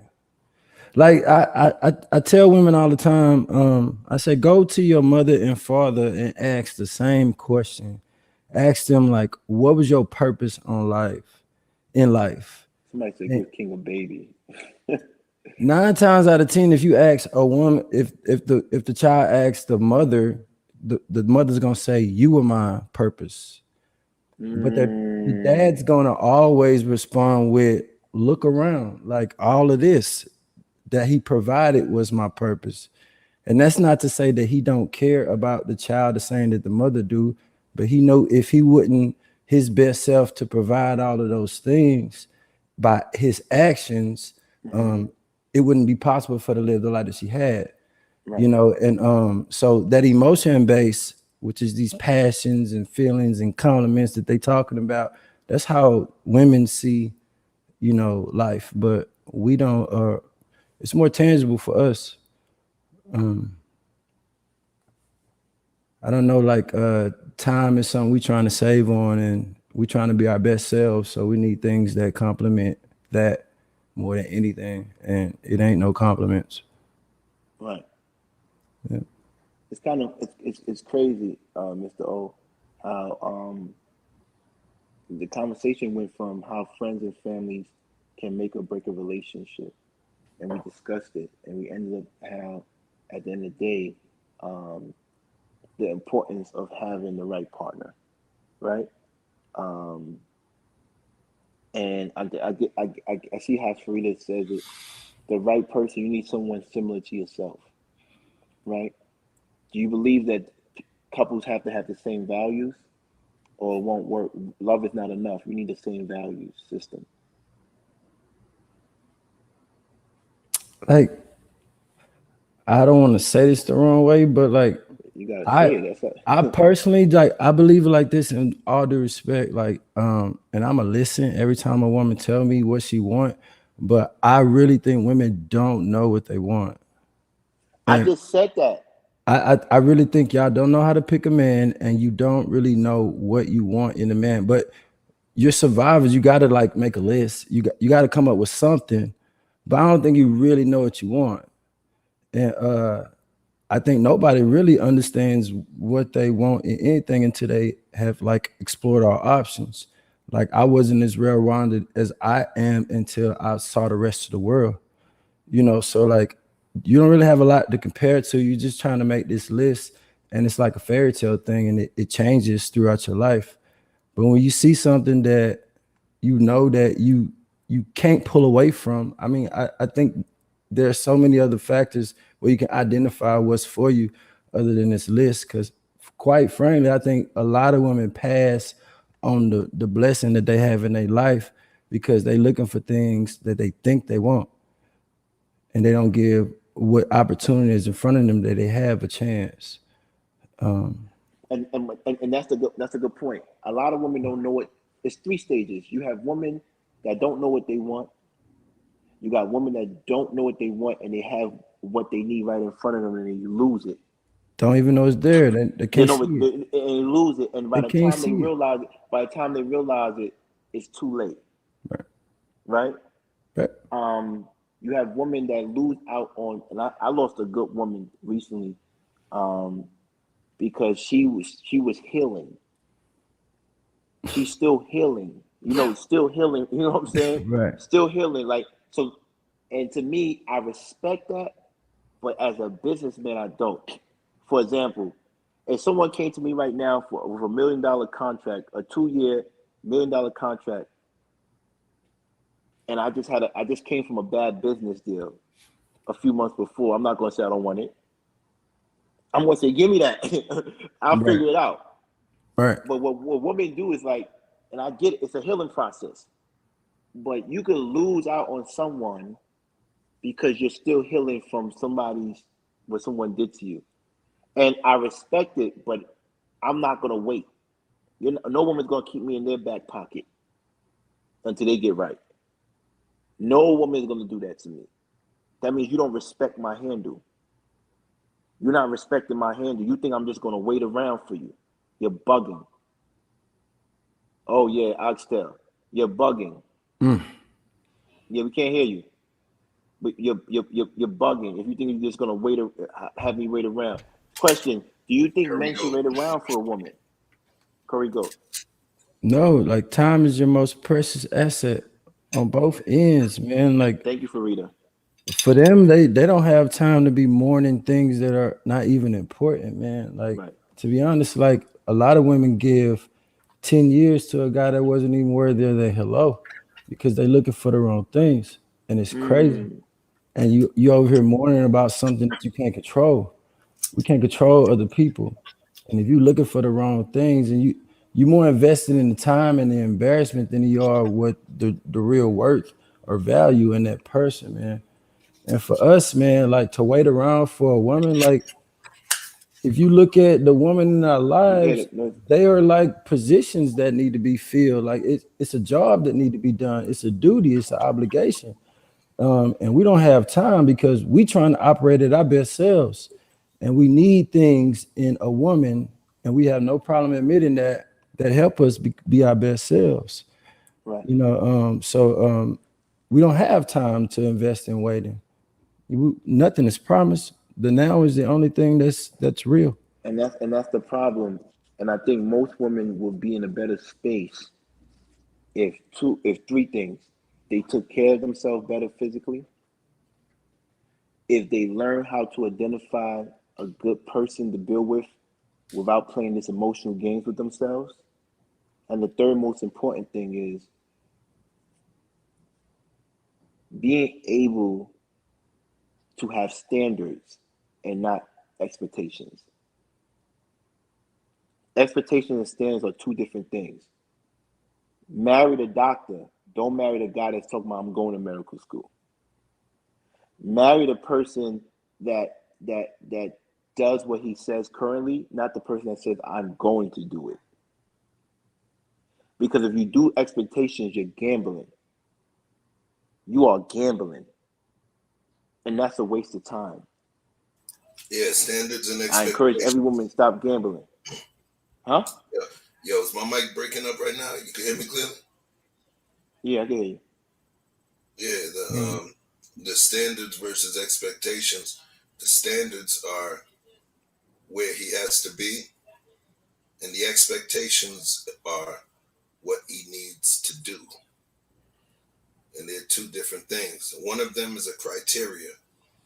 The other is an expected goal that he has to live up to. Some people make a mistake. Some people make the mistake of going for the criteria without having the expectations. Some want the guy that's at this level. They may get a guy who's a lawyer, and he might have been a lawyer for 10 years, but he's garbage. And he's only taking bogus, what's that, ambulance chasing clients. He's not really doing the real stuff. He's not putting his work out there. He's not trying to get himself out there, but he fit a criteria. The thing is, he may not have fit a level of expectation because she might have thought about progress, about him becoming better, becoming bigger, and working with him towards that. So a lot of times, some folks go to the criteria and don't think about the expectation. I believe the expectations that you have for that person, and if you really believe that they can achieve it, is worth a bit more than the criteria. The criteria is right now. The expectation is another time. But what's really confusing me is that poll behind Mr. O, just living. Yeah, 10-foot spins. He got 10 foot. So Just in case we got a WNBA player stripping at his crib. Yeah. So what happens? So what happens is, we said Mr. Bill said there's nothing wrong with a woman losing her dude, due to her still in the healing process. The issue is the dudes that snatch the box, no increasing her body count while committed intentions to stay. I agree with that, but I also would like to say is I want to go back to the standard and expectations, because the expectation game is for young women. Being young gives you the luxury to play the game of looking at a man's expectation and potential. But if you're an older woman, you can't play that game. You have to. You can't play that game. You have to. You have to, though. You know why? You gotta tell me why. And I can tell you why. Because they got less time. Please tell me why. I'm telling you, they got to play the potential game. The difference is the potential has to show itself within a shorter vesting time than the young girl. The potential has to show itself better than the vesting time of the young girl. But the thing is, that woman who is close to the wall, older woman as you described them, that older woman got less time to play with. The more time she plays with this guy, is the more time it's taking her off the street. And if this guy wastes a year, 2 years of her life, when she hits the street, she's 2 years older, which means that she may be more laser focused in terms of her intention. You get what I'm saying? She may not, I get what you're saying. You're playing the criteria that, yes, she's going to look at the criteria. But the whole point is the criteria does not mean success. He's reached the criteria. Things could fall. You understand what I'm saying? if I fit the checks box. Yeah, of course, things could fall, but it's not. I'm not changing the word. I said standard. Standard doesn't have to do with criteria. Standard also it deals with a certain value. It deals with values at times for me. There's certain standards, right? So if someone says I'm a doctor, guess what? 9 out of 10 chances that person is studious. He's studious, right? You want a studious man. You don't want a man saying, I'm going to medical school. I don't know if you're going to medical school. I don't know. And as an older woman, I don't think they should waste their time trying to find out. That's criteria. Taking a chance on a man. Taking a chance. I said standard. I don't want to take. You said criteria. I said standard. But taking because that's not the definition of standard. It's not. So take it. You can look it up. It's not. I got it. I looked it up. Look what I put in there. So we don't want to change. We don't want to change. We don't change the definition. I'm telling women, date a man for potential, and I use the word expectations. It's a luxury for younger women. You better not take that chance. And if you do, don't get mad if you get the bad end of the stick. You can, because we have stories. Because not everything's absolute. You have stories that end up good. But are you willing to handle that chance? Because I know mad women right now that lost their childbearing years because they wasted it on the wrong man. Like it's sensitive how we deliver it because yesterday I just started trying to be more conscious of how we present things. Yeah, I see. I heard. I was there when that happened. But here's the thing, man. Like numbers don't lie. The numbers, it's not a level playing field. There are not enough options for women as far as like valuable men or acceptable men that they would actually want. It doesn't exist. So there is some competition here. And for a woman, the majority of your value comes in your youth. Because you got to understand that most men of value want a legacy. So like these are things that are irrefutable. And if we accept that to be true, then we got to know that like the older woman is not on the same playing field as like it's. I was talking to this girl one day and she was like in her 30s and she's like, yeah, I ain't got no kids. And yeah, I can have any man I want. I say, your competition isn't 30 something with kids. Your competition is 20 something with no kids. That's your competition. Why would a man choose you when he could have younger if he's trying to build a legacy?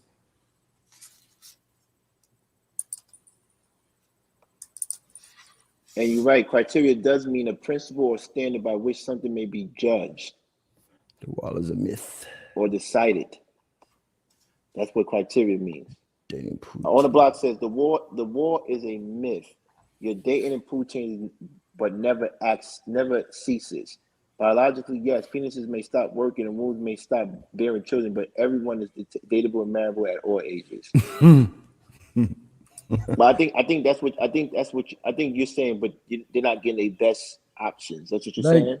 That sounds good to say, but in observable theory, not practice. We live in the real world. All of us can see there's wedding season, right? From April to like August, right? Like who's going down these aisles? Mm-hmm.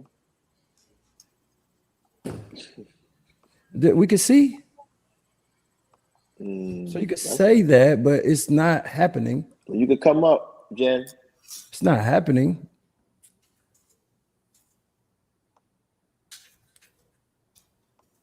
CV said, I'm not dating an old woman with no baggage.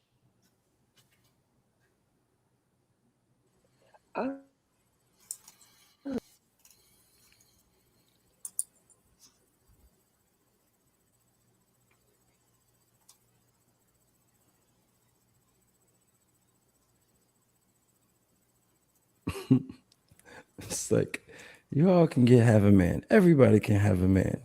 Everybody. You all get one. Like whenever you want it.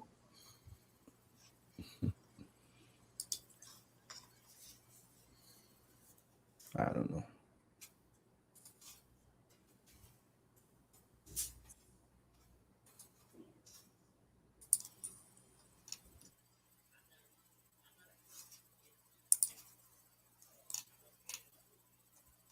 my question is, Natalie, you can have a companion, but can you have a companion of your choice?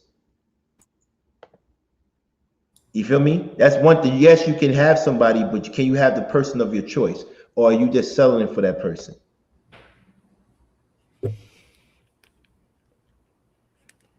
And I think that's what Mr. O is saying. It says one thing to have someone. Of course, anybody can have someone because no one wants to be alone. But are you having a person that you really want? Wait, is that right, Mr. O? Yeah, like I spoke about this book before that I read. Like, you gotta look at the experts. They're marriage counselors all over the world that have like decades of research that or we can all accredit and vet as far as like being credible. Like there's all kinds of books on like relationships and behavioral. Like we've been mating for a long time. We know what works and what don't. And we can see. So I mean, we know what works and what don't. I don't know why we arguing these points just to give people hope. Don't get it. Like the book was more about men knowing exactly what they wanted. They listed 10 things. The pastor, the man wrote the book. The pastor and his wife wrote the opposing side. It was a double-sided book. And she spoke from what women wanted. He spoke from what men wanted. He listed 10 things. And then he got into his dialogue. And that never changed throughout the history of the man as he grew.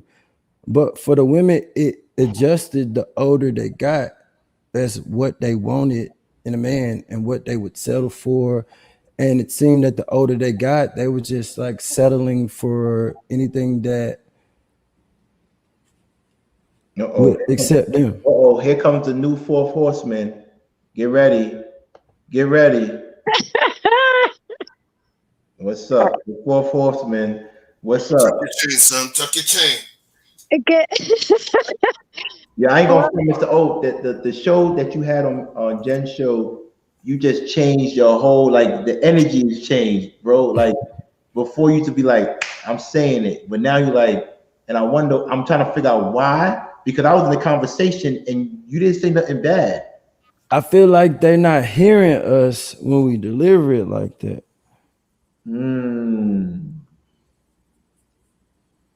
Like when you say things that trigger a woman who's surviving, immediately, whatever you say after that, right, she don't hear, cause she waiting to respond to that.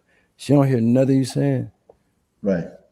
So I'm not trying to offend nobody, but I just think that we all live in observable reality. We can see what's happening, and we know it's a problem. And I think it's a little disingenuous for Jen to be like an anomaly and preach to women that they all could be like her because they don't have that option. You know what's funny? I used to say that about it's a trick by the establishment to say, look, Michael Jordan did it or someone else did it. Right. When there are anomalies, right? Exactly. That I agree with you, right? But I also agree with Jen because yesterday she went against a privilege that benefits her. She went against that and it benefits her. So I see both points. So Jen, do you see both points? Well, first, what's up, chat? What's up, panel? You men look dapper tonight. Everybody got the shades on. Okay, I see what y'all. I ain't camming up. I'm in a t-shirt. That's funny. So y'all doing better than me tonight. I just wanted to add this because I always add just a different spin on things and a different way to view things. I know that there's such a thing as statistics. I'm well aware, and I don't think I'm being disingenuous. I'm speaking just factually, right? And yes, some people may say, well, you're an anomaly, so you can say that. And the comparison to the basketball player is interesting because you can't. Who did you say, LeBron or Jordan? Jordan. Okay, right. You can't tell every tall guy, hey, you could be Jordan because you're tall and Jordan's tall, because I think that criteria is extreme, right? You have to be able to play at a level that's extreme. When we're dealing with relationships, literally all a man needs is a brain, be able to walk straight, and a penis. Only thing a woman needs is a brain and be able to walk straight and a penis. They don't have to be phenomenally talented, like say an NBA player. And the reason why I say, even looking the way I look, forget how I look. I've lived on this planet a couple decades now. I've seen fat, short, tall, skinny, balding, big gut, no ass, no titties, big titties, right? I've seen people from all walks of life, my friends, my relatives, my coworkers. And when I tell you that everybody has a husband and everybody has a wife, they do. Another thing I want y'all to think about when we talk about stats and books and relationship experts and relationship gurus, that is a business. Relationships are $1 billion business. So I can put out a book tomorrow that I don't necessarily believe because I know everybody out here is clamoring for a mate and wanting to be married. So just because people are putting out books and these so-called experts are putting out books doesn't mean that that's actually what's happening in the real world. It's just like big pharma. Don't we hear when we stay up late at night, they're throwing medicine at us all night on these commercials, right? None of us suffer from that. But if they say it long enough, we start thinking, wait a minute, my neck did hurt yesterday. And when I went up the stairs, my ankle was kind of feeling funny, right? Because they're constantly feeding us something is wrong with you and here's a pill for it. The relationship industry is the same way, right? We got every couple years or so, some new expert comes out and tells you how to find a mate. We had the love language guy, right? We had the Dr. Roof way back. We had the millionaire matchmaker. We had the sugar daddy expert. Every couple years, someone's telling us how to get a mate, how to get in a relationship. So I really got to stick with, the only thing that stops people from actually functioning would be a man with erectile dysfunction or a woman who no longer can produce children. But I'm sorry, I'm not being disingenuous when I've lived on a planet seeing people from all walks of life holding hands walking down the park. I think I still say hitting the wall is a myth. Because let's say, how are you going to tell me that a woman hits a wall in her 50s or 60s when a woman that looks like Nicole Murphy. No, not like Nicole Murphy. I'm saying, let's say you're young. Let's say you're in your childbearing years, right? Let's say a woman is 25. Let's say she's hideous looking. I guarantee that woman can still get a man. She can still get a man. Let's use Gabby Sidibe. I used her before. Gabby Sidibe is the actress that played Precious, right?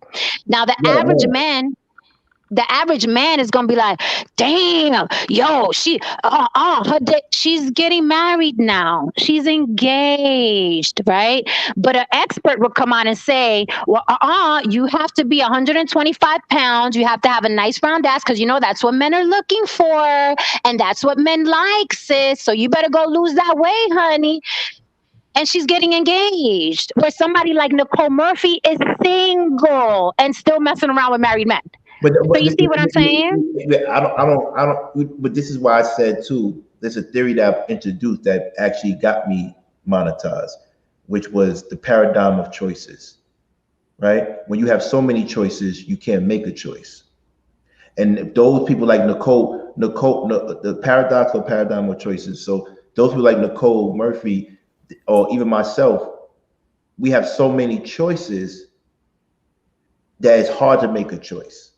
So it doesn't really come down to looks, at least from my opinion. And as for most people, that's a great point. That's a great point. Right. So that's why I think so. People like that's attractive, like you or Nicole.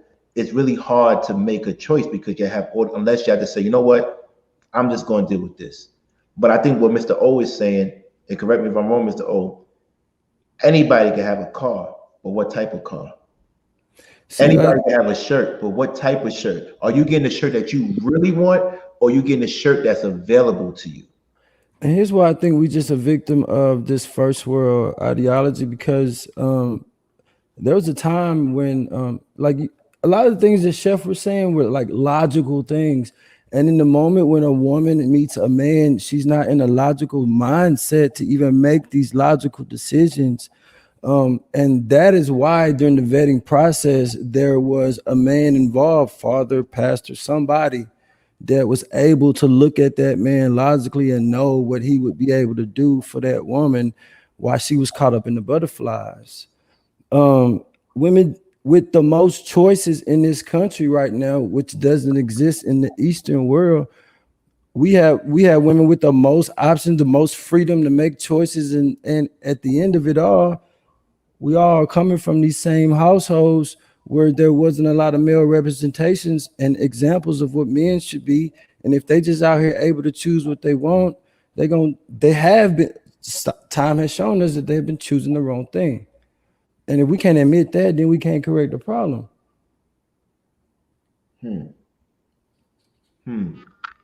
We can't just keep giving hope. Like Jen would be like an excellent lawyer because like, although like she poses this reasonable doubt, and I understand it, but I have to use the data that is available.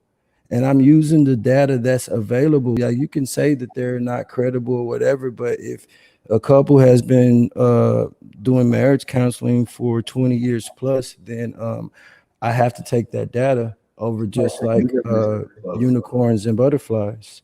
Hope is good, but it really doesn't do anything to change the narrative. Jen? I just say, now there's a freaking echo. Yeah, it happened yesterday. I wonder what happened. Damn it. It's good. I don't even know why, because I'm not even on the laptop anymore. What can I say? Opinions, right? There's data, and then there's life experience. Like I said, no book that was ever written can change what I've seen my entire life up close and personal. Right. Okay. And I live by, call me maybe too optimistic, but I live by whatever you want, you can go get. Right. And people talk about their first choice. They're not going to get what they want. They're not going to get their first choice. We settle with our first choices. There is not one man that I've dated that was my first choice, and I had to be settling for some other crap that he came with that I didn't like. So we all settle, even if we get that dime piece, we settling for. So she's coming with something. A guy's coming with something. So I guess I'm just looking at the reality of what I've seen my entire life. I have friends that are two fat people together. I have friends that are two people who do drugs together. I have friends that are the two people that are corporate together. I have friends that are two people that are attorneys together. There is somebody for everybody, and maybe I'm too optimistic because I've been seeing it my whole life. But I think there's such an emphasis put on, no, women, you have to be like this to get the man that you want. And men, you have to be like this to get the woman you want. Everybody gets somebody if they feel like it. I feel like if you really want something, you can go out and get it. I mean, we discussed this. I think I discussed this with Chaotic Truth. Like, if you're chubby and short, you start developing your other talents and skills. That's how we see, short little fat dudes with a girl. It's like, yo, how you got her, man? Right? And if a woman can't cook, she's developing something else to get something she wants. So it's always, in my opinion, there's somebody for everybody, and you can always get what you want. But maybe that's too optimistic for people. Maybe they're like, no, these statistics say if you 45, I saw somebody in the comments say, and I've heard this joke before, a 50-year-old Halle Berry ain't got nothing on a 25-year-old Halle Berry, right? But a 50-year-old, let me just say this. But a man who's 55 may see her like she's the baddest thing on the planet at 50. And that's my point. Right. Where one man may say, right? One man may say, oh, she's 50. It don't hold a candle to when she's 25. Another man who's in his 50s will be like, she's the baddest thing I've ever seen. And trust me, there's a man out there that will say that. So that's my point. Okay, that's my point. I'm not arguing that. I think, and I'm gonna say this. I think That's the type of woman I'm into. I think Halle looks better now than she looked when she was 25. No, I think there's certain women that are timeless, and those are the women I'm attracted to. Those she just named a woman that if you look at Halle Berry pictures now and her pictures when she was 25 or younger, she really looks better. disagree.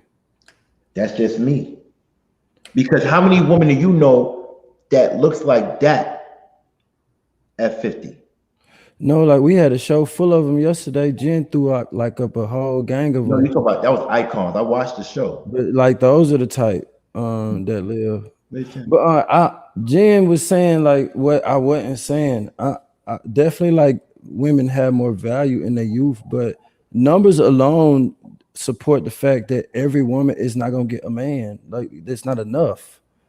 So that every woman can't get one whenever she want.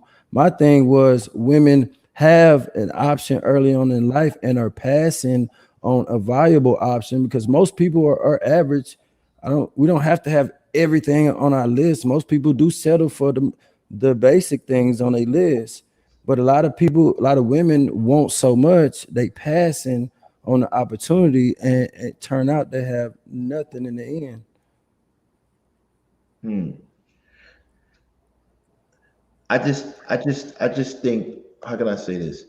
So hopefully Jen comes back.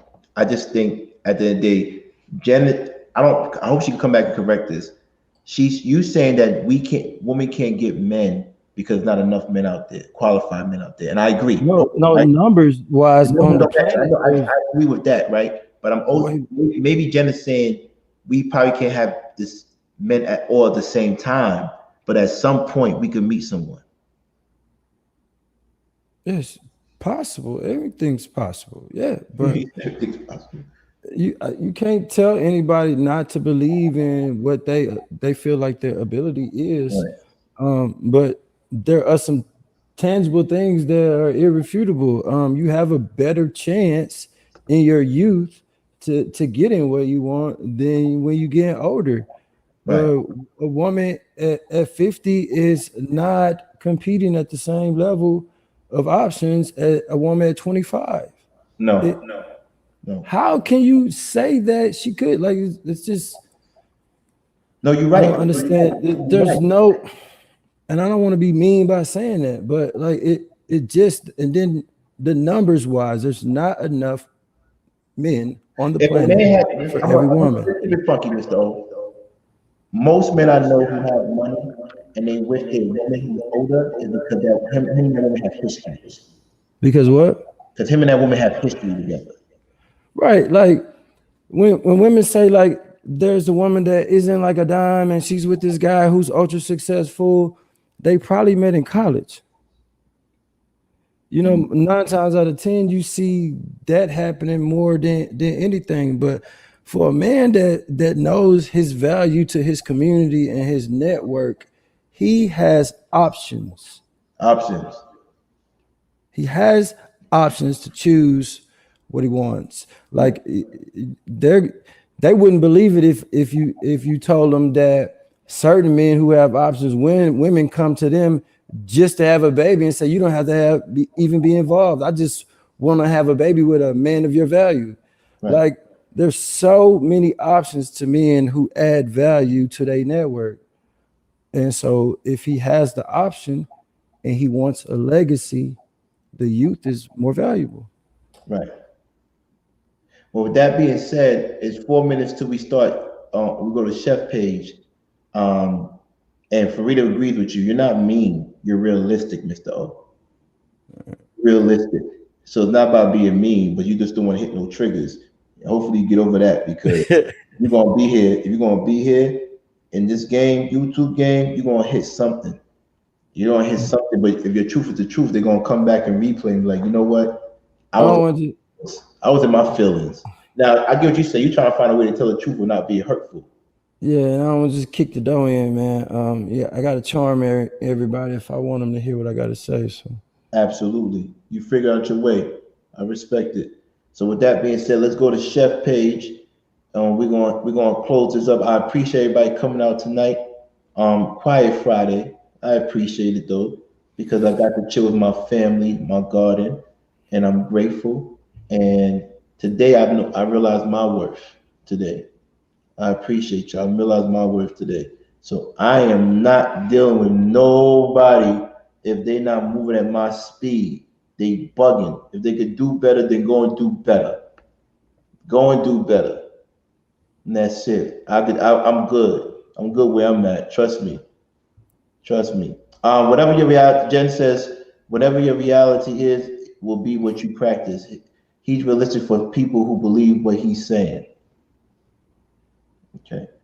I mean, some people have this thing, this philosophy about manifestation, and Rene Descartes said it. I think, therefore I am. He was a mathematician and philosopher. He also said ex nihilo.